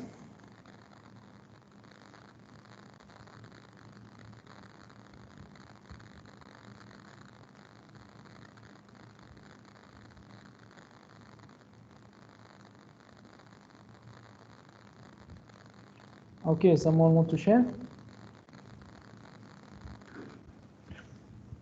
Okay, I cannot hear you. You have to switch on the mic. I can see, but I cannot hear.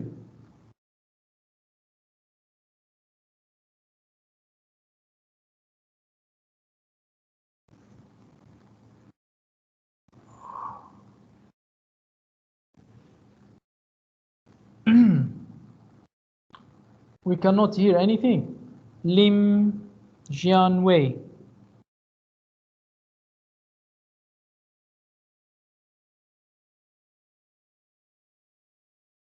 Sorry. I might something problem. Wait. Well, we heard sorry, but now we cannot. Anyway, when you fix it, let me know.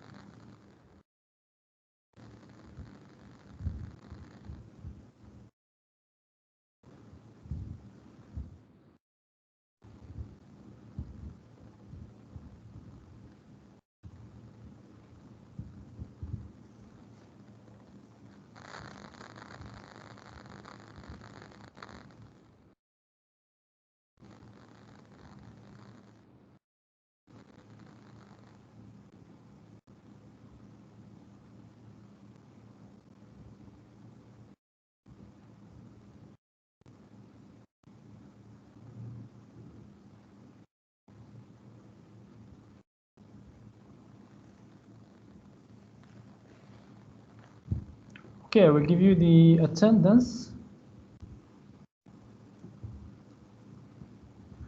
Attendance form.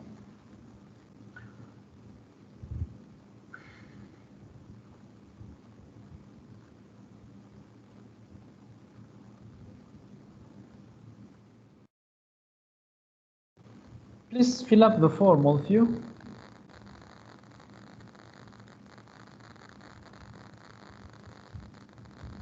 Sir, can you see it? Yes, I can see it. Yeah, we are from group 8. Want to show you some progress.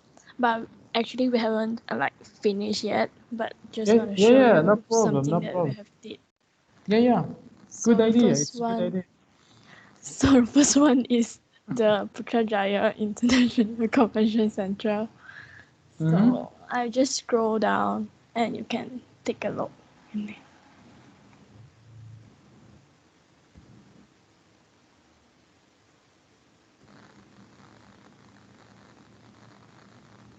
Should we put the reference for the site plan and elevation as well?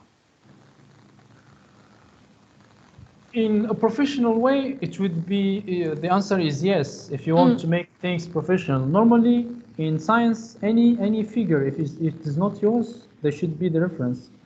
Okay. It's like if you know how to use citation in Word, you can cite it, and so I can see in the end, I can get the references. So for example, here it will be, I don't know, from where did you bring it? For example, what is your name? For example, the author is Pang Moon Yi, 2008. And then when I go to the reference, I will find Pu Mon Yi. And the book is, I don't know, and the year 2008, etc. If you want to make it professional. Okay. Of course, it will consume some time to do that anyway, but I would like to when I see your report to know this is yours, this is not yours, so I can judge you fairly. Okay. We will add the reference then. Yeah, no. Okay. Or you can even, when you find, for example, this floor plan, if you did some modification, for example, you did this red arrow arcs, you did them yourself, right? You can put the reference, but adapted, or you can put adapted from this reference. So I understand that you adapted the figure. Okay. Okay. Get it. Okay, now we are in case study 1. We're still in case study 1? Yeah, still in case studies 1.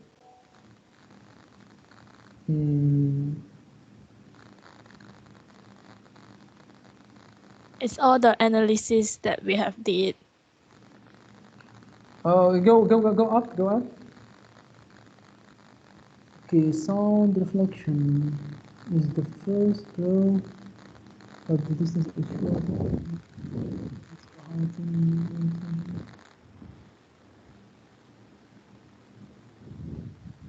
Go down a little bit.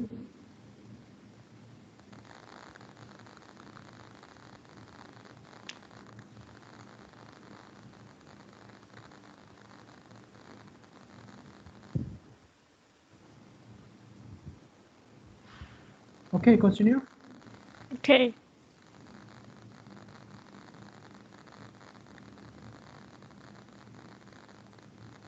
This one, 3,000 seats? Yeah, 3,000 seats. So all UCSI students, they can come and join theater here. Okay, good. Continue.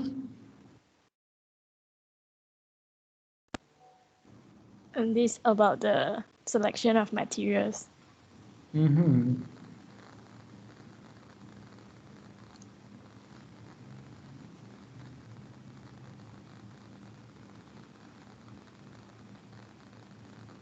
So these images are from the, are you sure they are from the same project? The images is from the internet, and then the diagram is from the case study that we are. Yeah, but the image, these images, are they in the real project or they are in another project? Yeah, it's from the internet. I know it's from the internet. But is it the same project or it's another one? It's the same project. It's the same, the Putrajaya, that one. It's still the same concert hall. Okay, okay. Not yet the second one.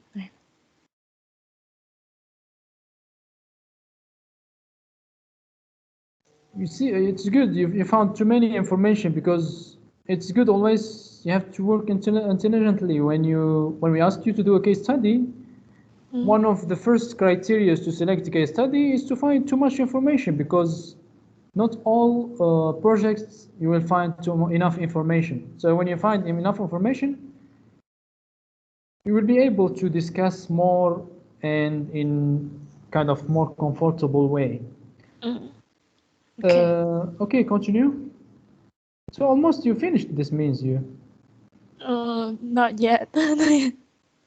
Because this is only the, we have to like do 3, right? And this is only the first one. And now comes the second one. Which group you are? Which group? Group 8.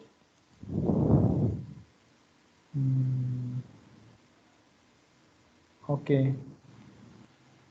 T Hawk Way is not working with you, right? Yeah, Teok Wei Transferring School. Are you still writing his name here? For this one, no. For his memory? No, I think. Because his name was in the first assignment in group work. Because he did some part as well, so we just put his name. But for this one, we didn't put. Okay, no memory, no more memories. All right, continue. Okay, yeah, I'll just go through it quickly. I'm not done yet lah for this part. Not very detailed yet. Okay. Yeah. What is this is the theater also, right? Yeah. In which country? It looks like Italy. Italy. I see kind of like yeah, that kind of style, right? Yeah, decorative style or decorative art. Okay, it's like it looks like more like a church, not a theater. It's a very special one.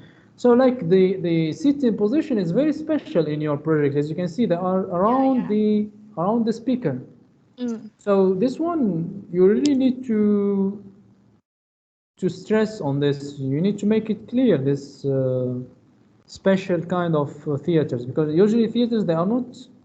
Of course, it depends on the function, because I'm sure it should not. It's not a theater. I think it's kind of conference maybe, or what is it? The project? The name. Is it a theater or Yeah, the auditorium? function. Yeah. So it's an auditorium. Is that So, okay? yeah, of course, it's okay. Okay, then we'll do more analysis for the clearer understanding. Yes. And then, So always try, instead of using too much texts, you try to translate texts to illustrations with very small description. No need to write too much. words. Okay. Yes, no need.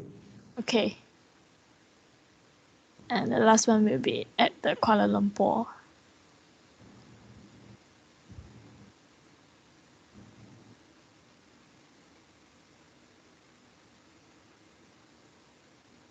Yeah, I think that's it. What is this? This is the noise? Yeah, Well, this noise is coming from where? from speaker. The diagram over here is the indoor voice. I mean, like from the speaker and the steps. I'm talking about the floor plans. I can see too much red. So basically you can see the high concentration one. That one is reception area. Then after that, there's a door shutting one, which could actually irritate the speaker on the stage and the audience as well. So the big red area is the reception, you said? Yeah, that's the reception, which could cause the external noises. Okay, I see. Okay, so you okay, the near or the exits are affected and exposed by noise. So when you say noise, it would be good if you to mention, is it this kind of noise, is it structure-borne or airborne?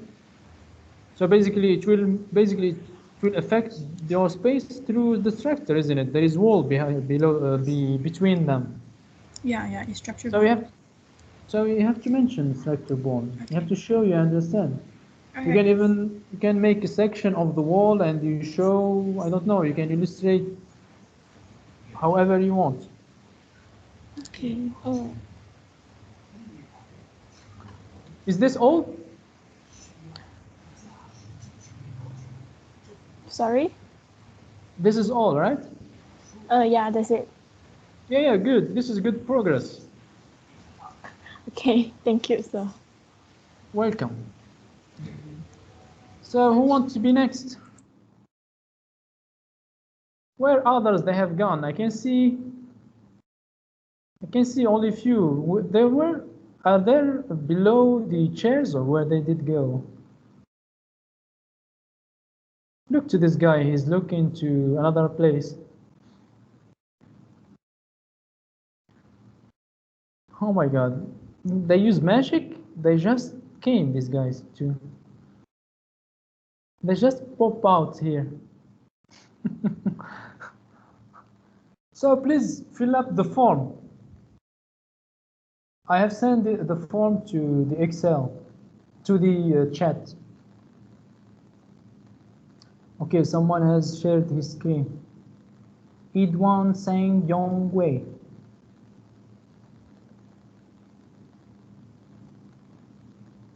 Hello. Hi. Right. Okay. So this is our group's work for the precision study for building science. For now, so this I'm just gonna show through one by one. So these are group members. Nice pictures. Right. All right, so we're going to go through the precision study. So we're going to start with the Cempaka Seri Auditorium. I think this one is, Joseph is going to talk about this.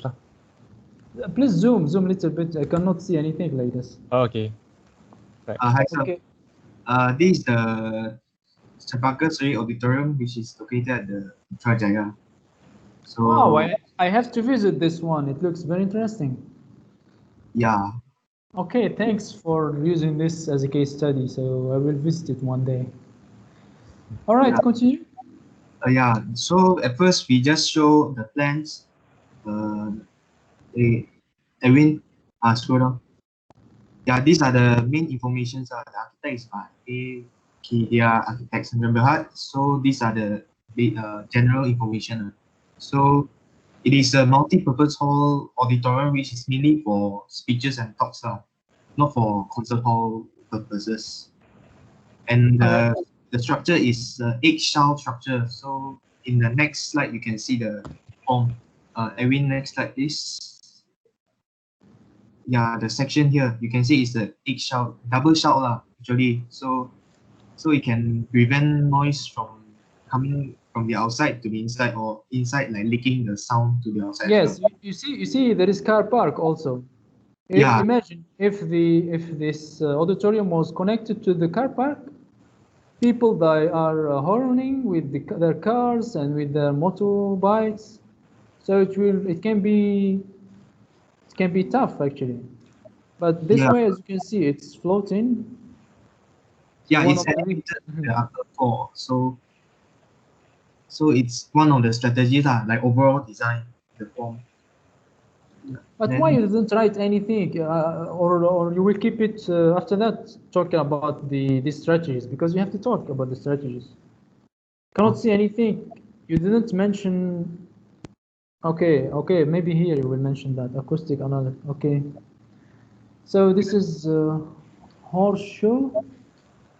Yeah, it's a horseshoe design. Yeah. Yeah, egg-like structure. Yeah, where the interior, the walls are concave, so the reflection of sound is more efficient in terms of the reflection of sound waves. Yeah, so it can be, the sound can be reflected, so it can concentrated, reflected back to the audience. Yeah, and yeah, we also talked about the massing, why it's built like that. And, scroll down. Yeah, we talk about the leveling, the rake seats and the raised seat, how the sound can be reflected back up to the furthest seats at the rear side.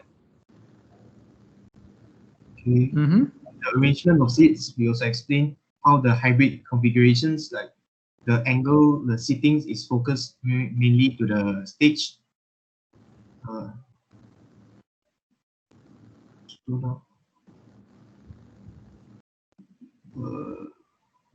Yeah, this is the ceiling.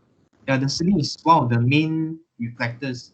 It's a plastered ceiling that we have, like, yeah, it has layers then how it reflects back to the audience, and then the following the materials and properties.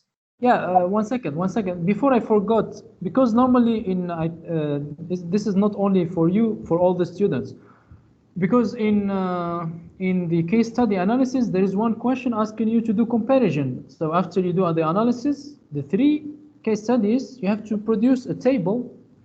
It will be a table similar to this one. But it will contain the 3 case studies, and you analyze or you compare based on the form, for example, and then based on the seating, for example, like the previous case study of one student, they showed very special case of auditorium arrangement. Of course, it has a relationship with the function, so they have to make it clear why it's this, why it's not like the 2 other ones. So this comparison will allow you to add more discussion, because if you just using only one case studies, you will just put the information and you will analyze relative to the case study. But when you have different other case study, you can compare. Look, this is because this is auditorium, this is not theater, that's why this is happening in the ceiling. So you will be able to generate discussion. So please, and it's important to do it in your report. So I forgot about the other ones. I didn't notice that. So they have to add this comparison. Go to the project brief, you will see it. Okay, continue.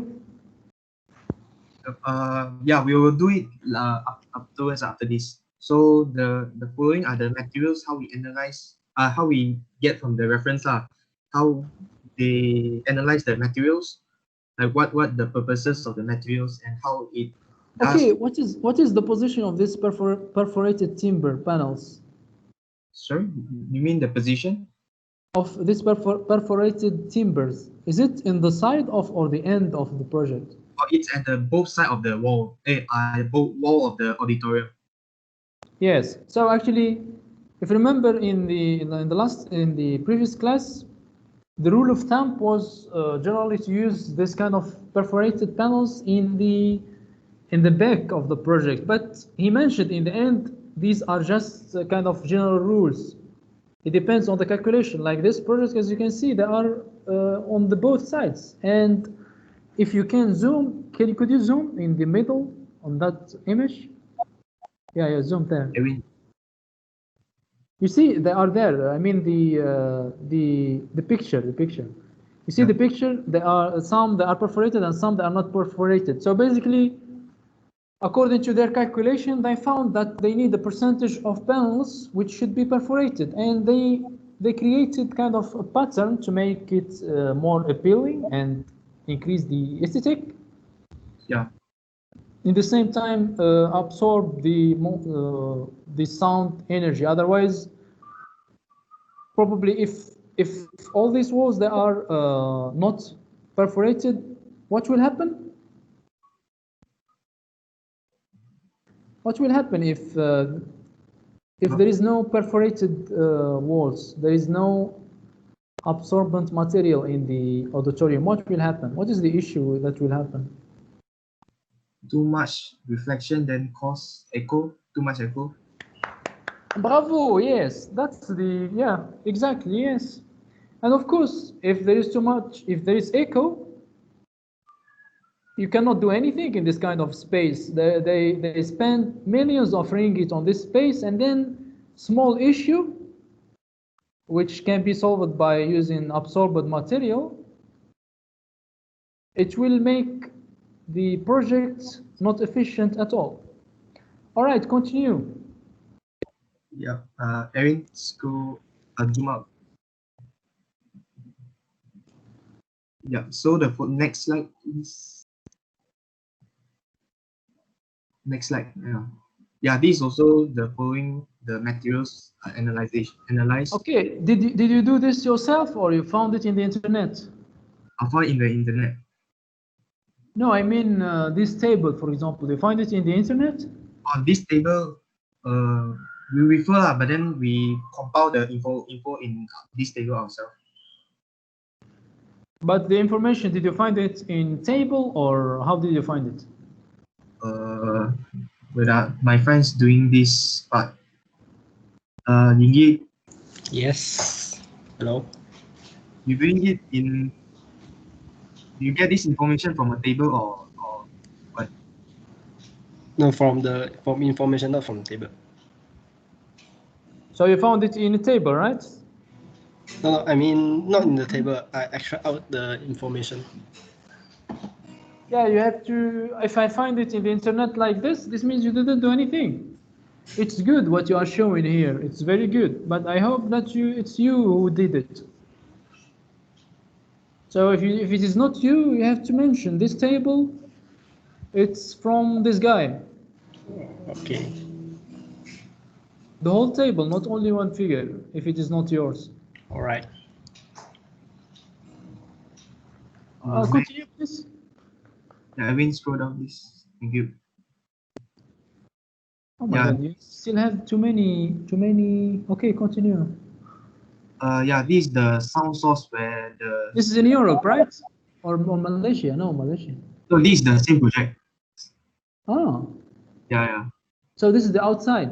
Yeah, this the sound source is mainly the stereo system where we enhance the speeches and talks. Yeah, this is the analysis of how the sound wave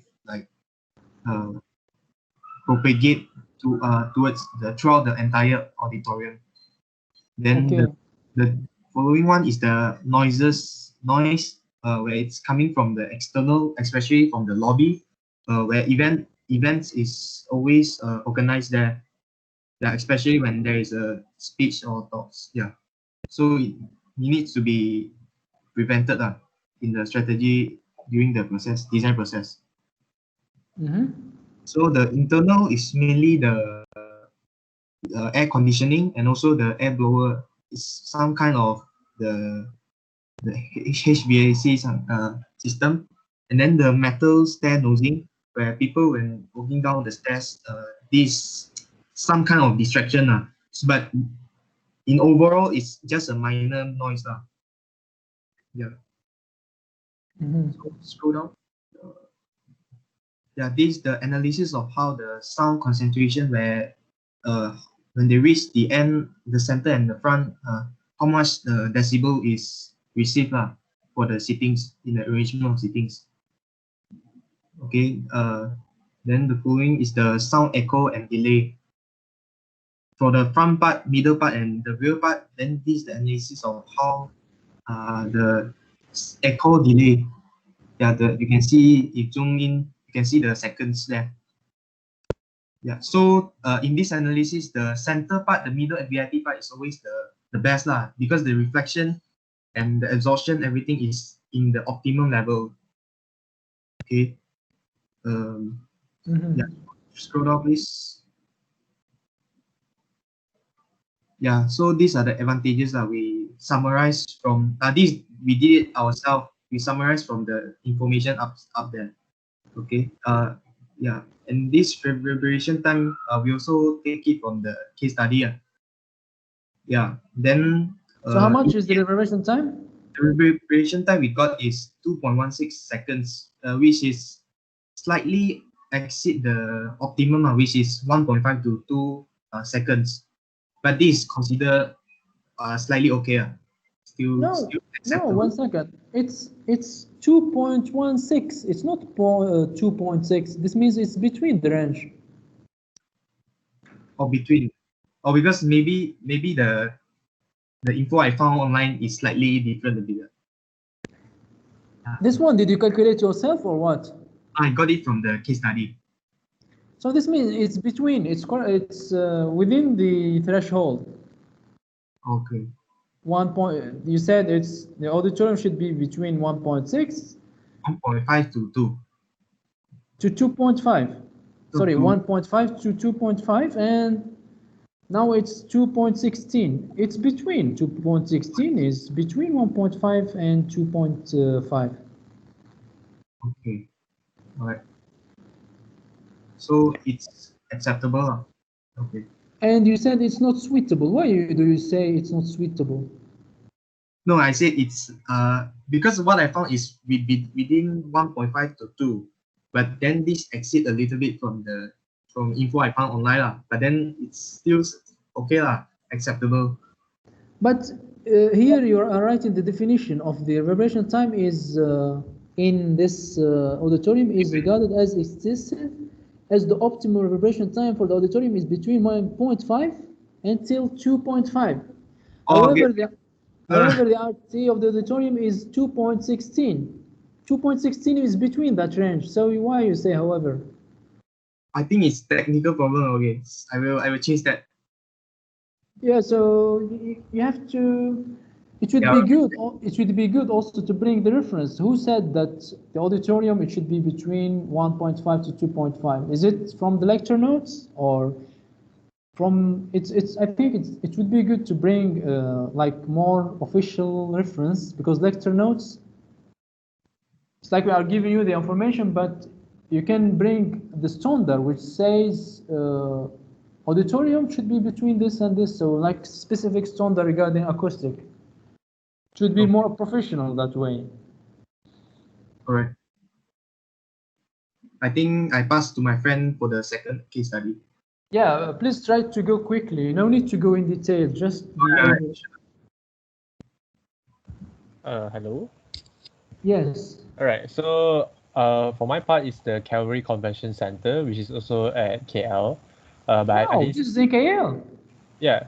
I have to visit this also. Okay, what is the name? Calvary Convention Center. It's in KL, right?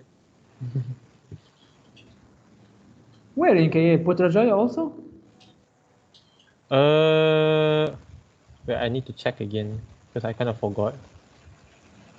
Okay, me also. I will check when you submit. I will check because I will forget the name, but I will check your assignment. Yeah, it's at Bukit Jalil, KL. Yeah. All right, show me. So I'm just gonna go a general gist of it So what we studied from here is technically how they use it's a auditorium for 5,000 people maximum in a 4,500 square meter space. So the auditorium is built in a horseshoe type of hall where the seatings are arranged in a fan What shaped is seat. what is the function of this auditorium? The function of this auditorium is quite multi. It's like more to, it can be used for performance or it can be used for speech, or speaking kind of auditorium. So there's like, yeah, I think I have to add a function here. Do they have movable panels? No, they do not have movable panels. I think most of it over here is all like fixed seatings. Mm-hmm. Yeah. So we are just we are studying about how the shapes affects the acoustic qualities of the auditorium. So from the first page over here, just showing about the plans and the section, how they use the fan shape seatings, because it was said that the sound transfer from the speaker from the center can actually be transferred more better because they transfer in a spherical ways. So it will transfer like out like in this spherical manner, which is the fan shape kind of seating. So that's why they use the fan shape kind of seatings. And they also use like, they employ some kind of air gaps insulation for sound insulation, where they use like double entrance barrier and fire staircase. This natural barrier before the exterior and before the other spaces, so that the sound can actually be insulated through these air gap spaces. Yeah, and then in the section is like you can see that they're mostly using like, I mean that they're also using the rake seatings for how the sound can actually transfer from the most bottom to the top. And we also show like how does the, I haven't updated this but we're showing how the speakers actually direct towards there's like one main speaker over here that directs to the whole audience. There's like one small speaker that's directly mostly to the front audience, and then the stage speaker for the performers and the speakers to actually like hear themselves wherever they're doing their own presentation or anything. So this is mostly the gist of the first one. As for sound projection, we're just like calculating, like not calculating, but we're just showing how the sound. Is it you who did the colors and the arrows? I redid the colors based on the diagrams I see from the infos I have. The info that I have is actually like separated, but for me over here I did everything as one compilation. Yeah, so it's good. Even if you find some informations, it's like you enhance the information, you combine. For example, instead of using 2 drawings, you use only one, because normally I can see you have 31 pages, but I think in the brief I asked only for 25, I think. But it's not that big issue, but I would like not to see too much from the maximum I asked. Continue. Please try to continue just generally. No need to go in depth, because when I have the... Sure. Yeah. So technically from here, we're just looking into the sound projection, how they reflected, and then how the ceiling panels are actually designed to, to be like open a bit. So I mean like there's holes in between, so they don't reflect everything. So it's controlled, so they don't like have too much reflection that causes echo. Okay. Right? So this is the gist of it. So material wise, Junming. Just go through it. Yeah, just go through it. So this is showing the overall materials in the form of plan and sections. And zoom a little bit. Yeah, so you use the color to indicate which part using which materials in the form of plan and sections.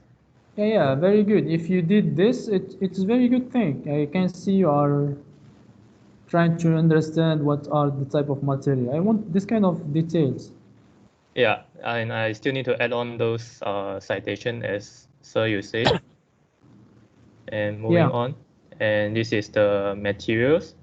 So the calculation is from the info we have, and the function actually I did research through different websites, so to double confirm the functions. And moving down, so basically I have 10 materials.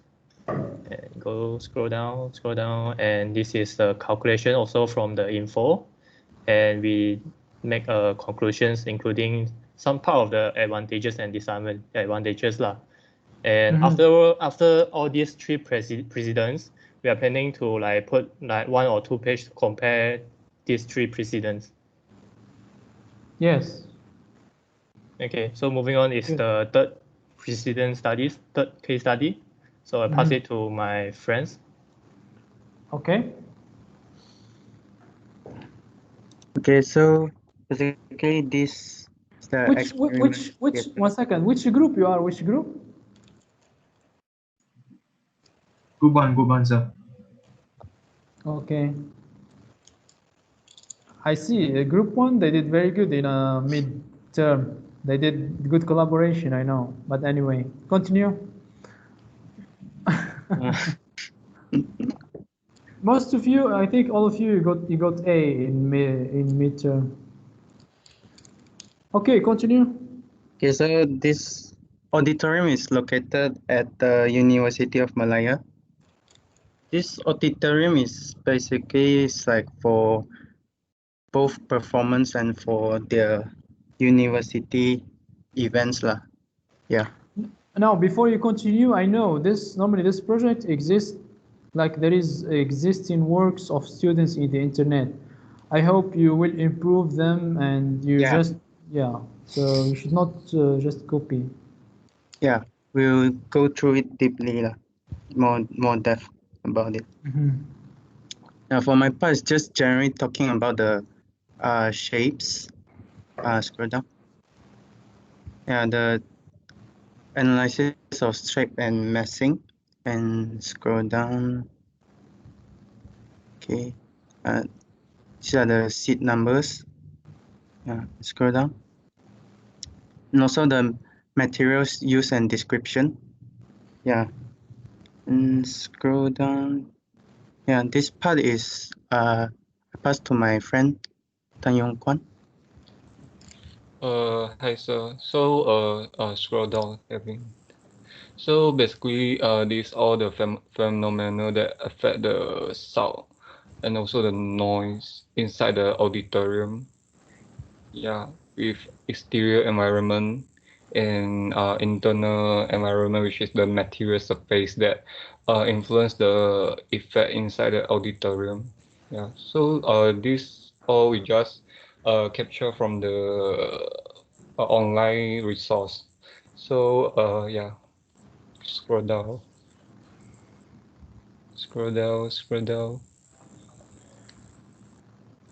We did also the sound echo and also delay inside the auditorium.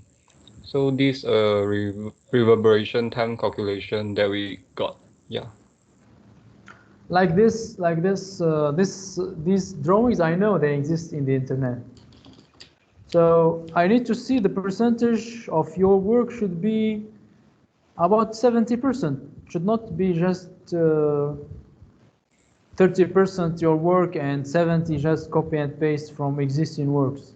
Yeah, we will do our self-analysis about this. And so I can see you are not providing the reference of these because I know where they are. I cannot see them here, the reference. So you have to be careful because I know the reference of many case studies. So try to do your own work. It should be good for you to learn more and you will get better marks also that way. Okay. All right, thanks. So let me share. Okay, that's all for you, right? Yes.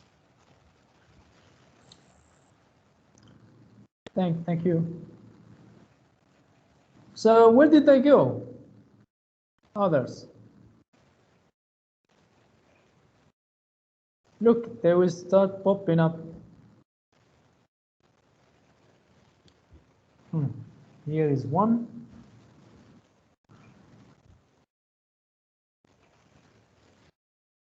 So anybody else want to share or if you want to do more progress, we can discuss next week also, but you need to do progress. You still have only 2 weeks.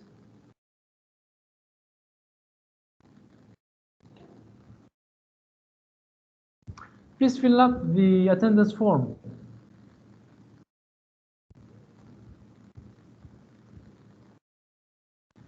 You can see only 57 they filled up the form. If you don't fill, you are absent, so no need to discuss.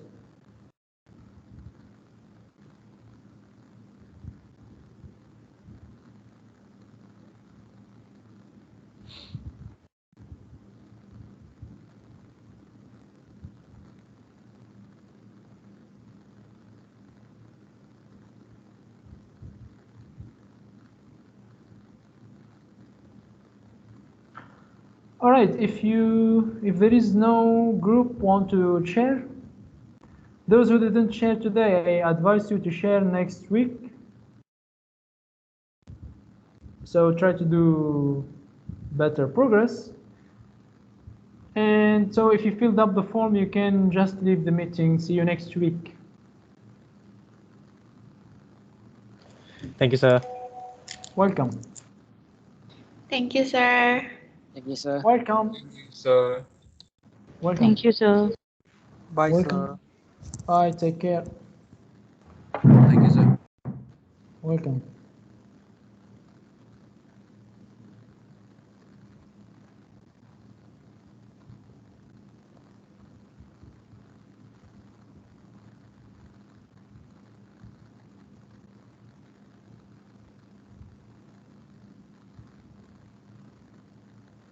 Thank you, sir. Welcome.